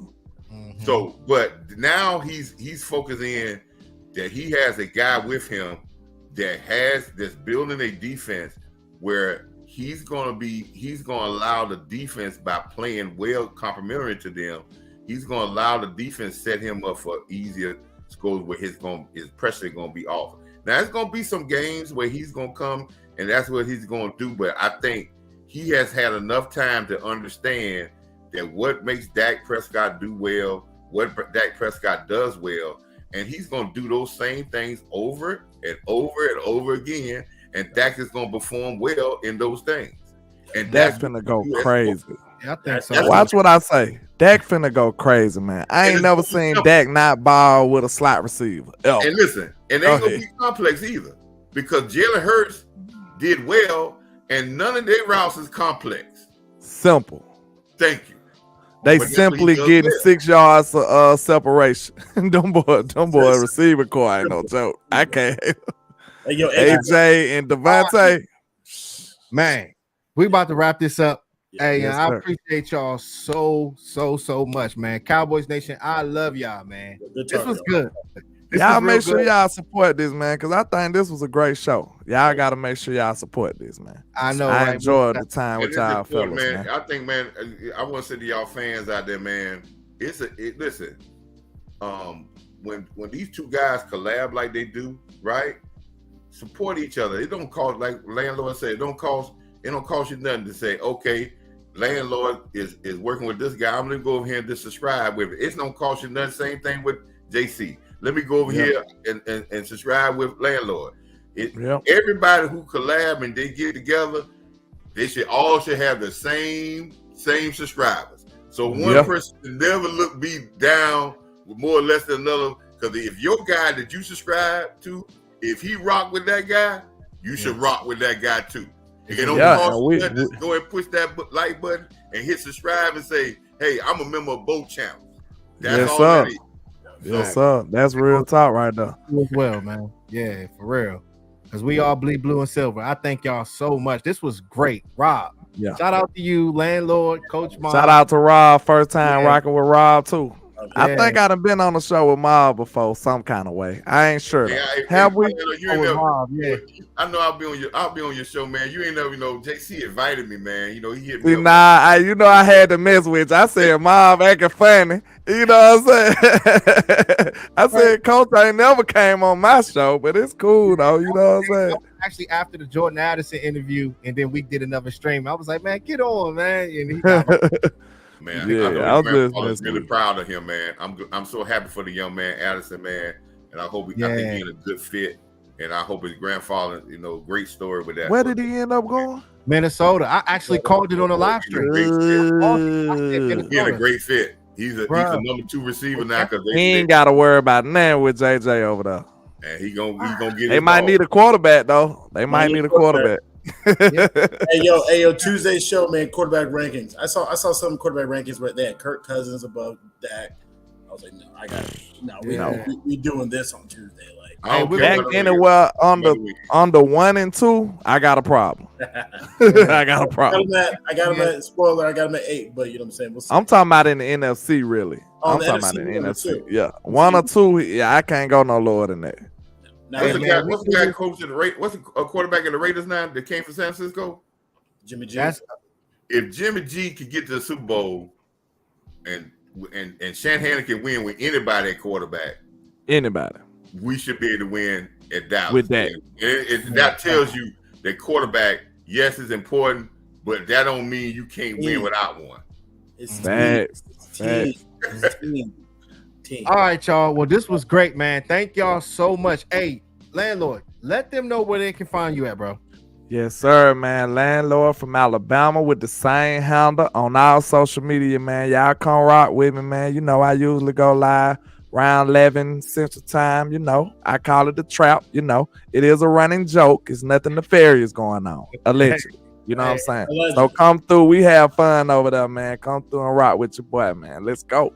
Hey, most definitely. Hey, shout out to you, man. JC Cowboys Network. That's what we do over here. I probably go live like 3 times a week. You know what I'm saying? Because I want to, have a little quality and, just, think about what I'm going to do. So everything that I'm bringing on is quality and it's legit. So that's what we do over here on this side of town. Fire breakdowns, unique breakdowns that y'all probably never seen before. But, it's real. It's fireworks. And, you know what I'm saying? Me and my man Landlord, we out here. We bringing in good content. And that's what it's all about. Thank y'all so much. JC Cowboys Network. Make sure y'all hit that subscribe button. I appreciate y'all. Yes, sir. Y'all going to training camp? I'm trying to get out there. I got my vacation days thinning out, but I'm trying my best. I've been wearing mine out early in the year. So he just came back from the draft. I know he probably like, man. Yeah. I just came back from the draft. I had a great time out there too. Man, that's gonna be fire, man. I hope it's a bloodbath. We need to have a bloodbath training camp. Yes, in the trenches. Hey, shout out to my man Tavis Banks. Hey, I tried to send you that link, bro, but maybe next time you'll get in. I sent it to you 3 times. So next time we'll be able to link, man, and then we'll see what's good. But we're gonna wrap this up, y'all. Thank y'all so much. And hey, we'll be back on for another show. Landlord, this was really good, bro. We gotta do something else, man. 2.5 hours, bro. That's a good show, bro. Yeah. All right, y'all. Salute. Yep, salute.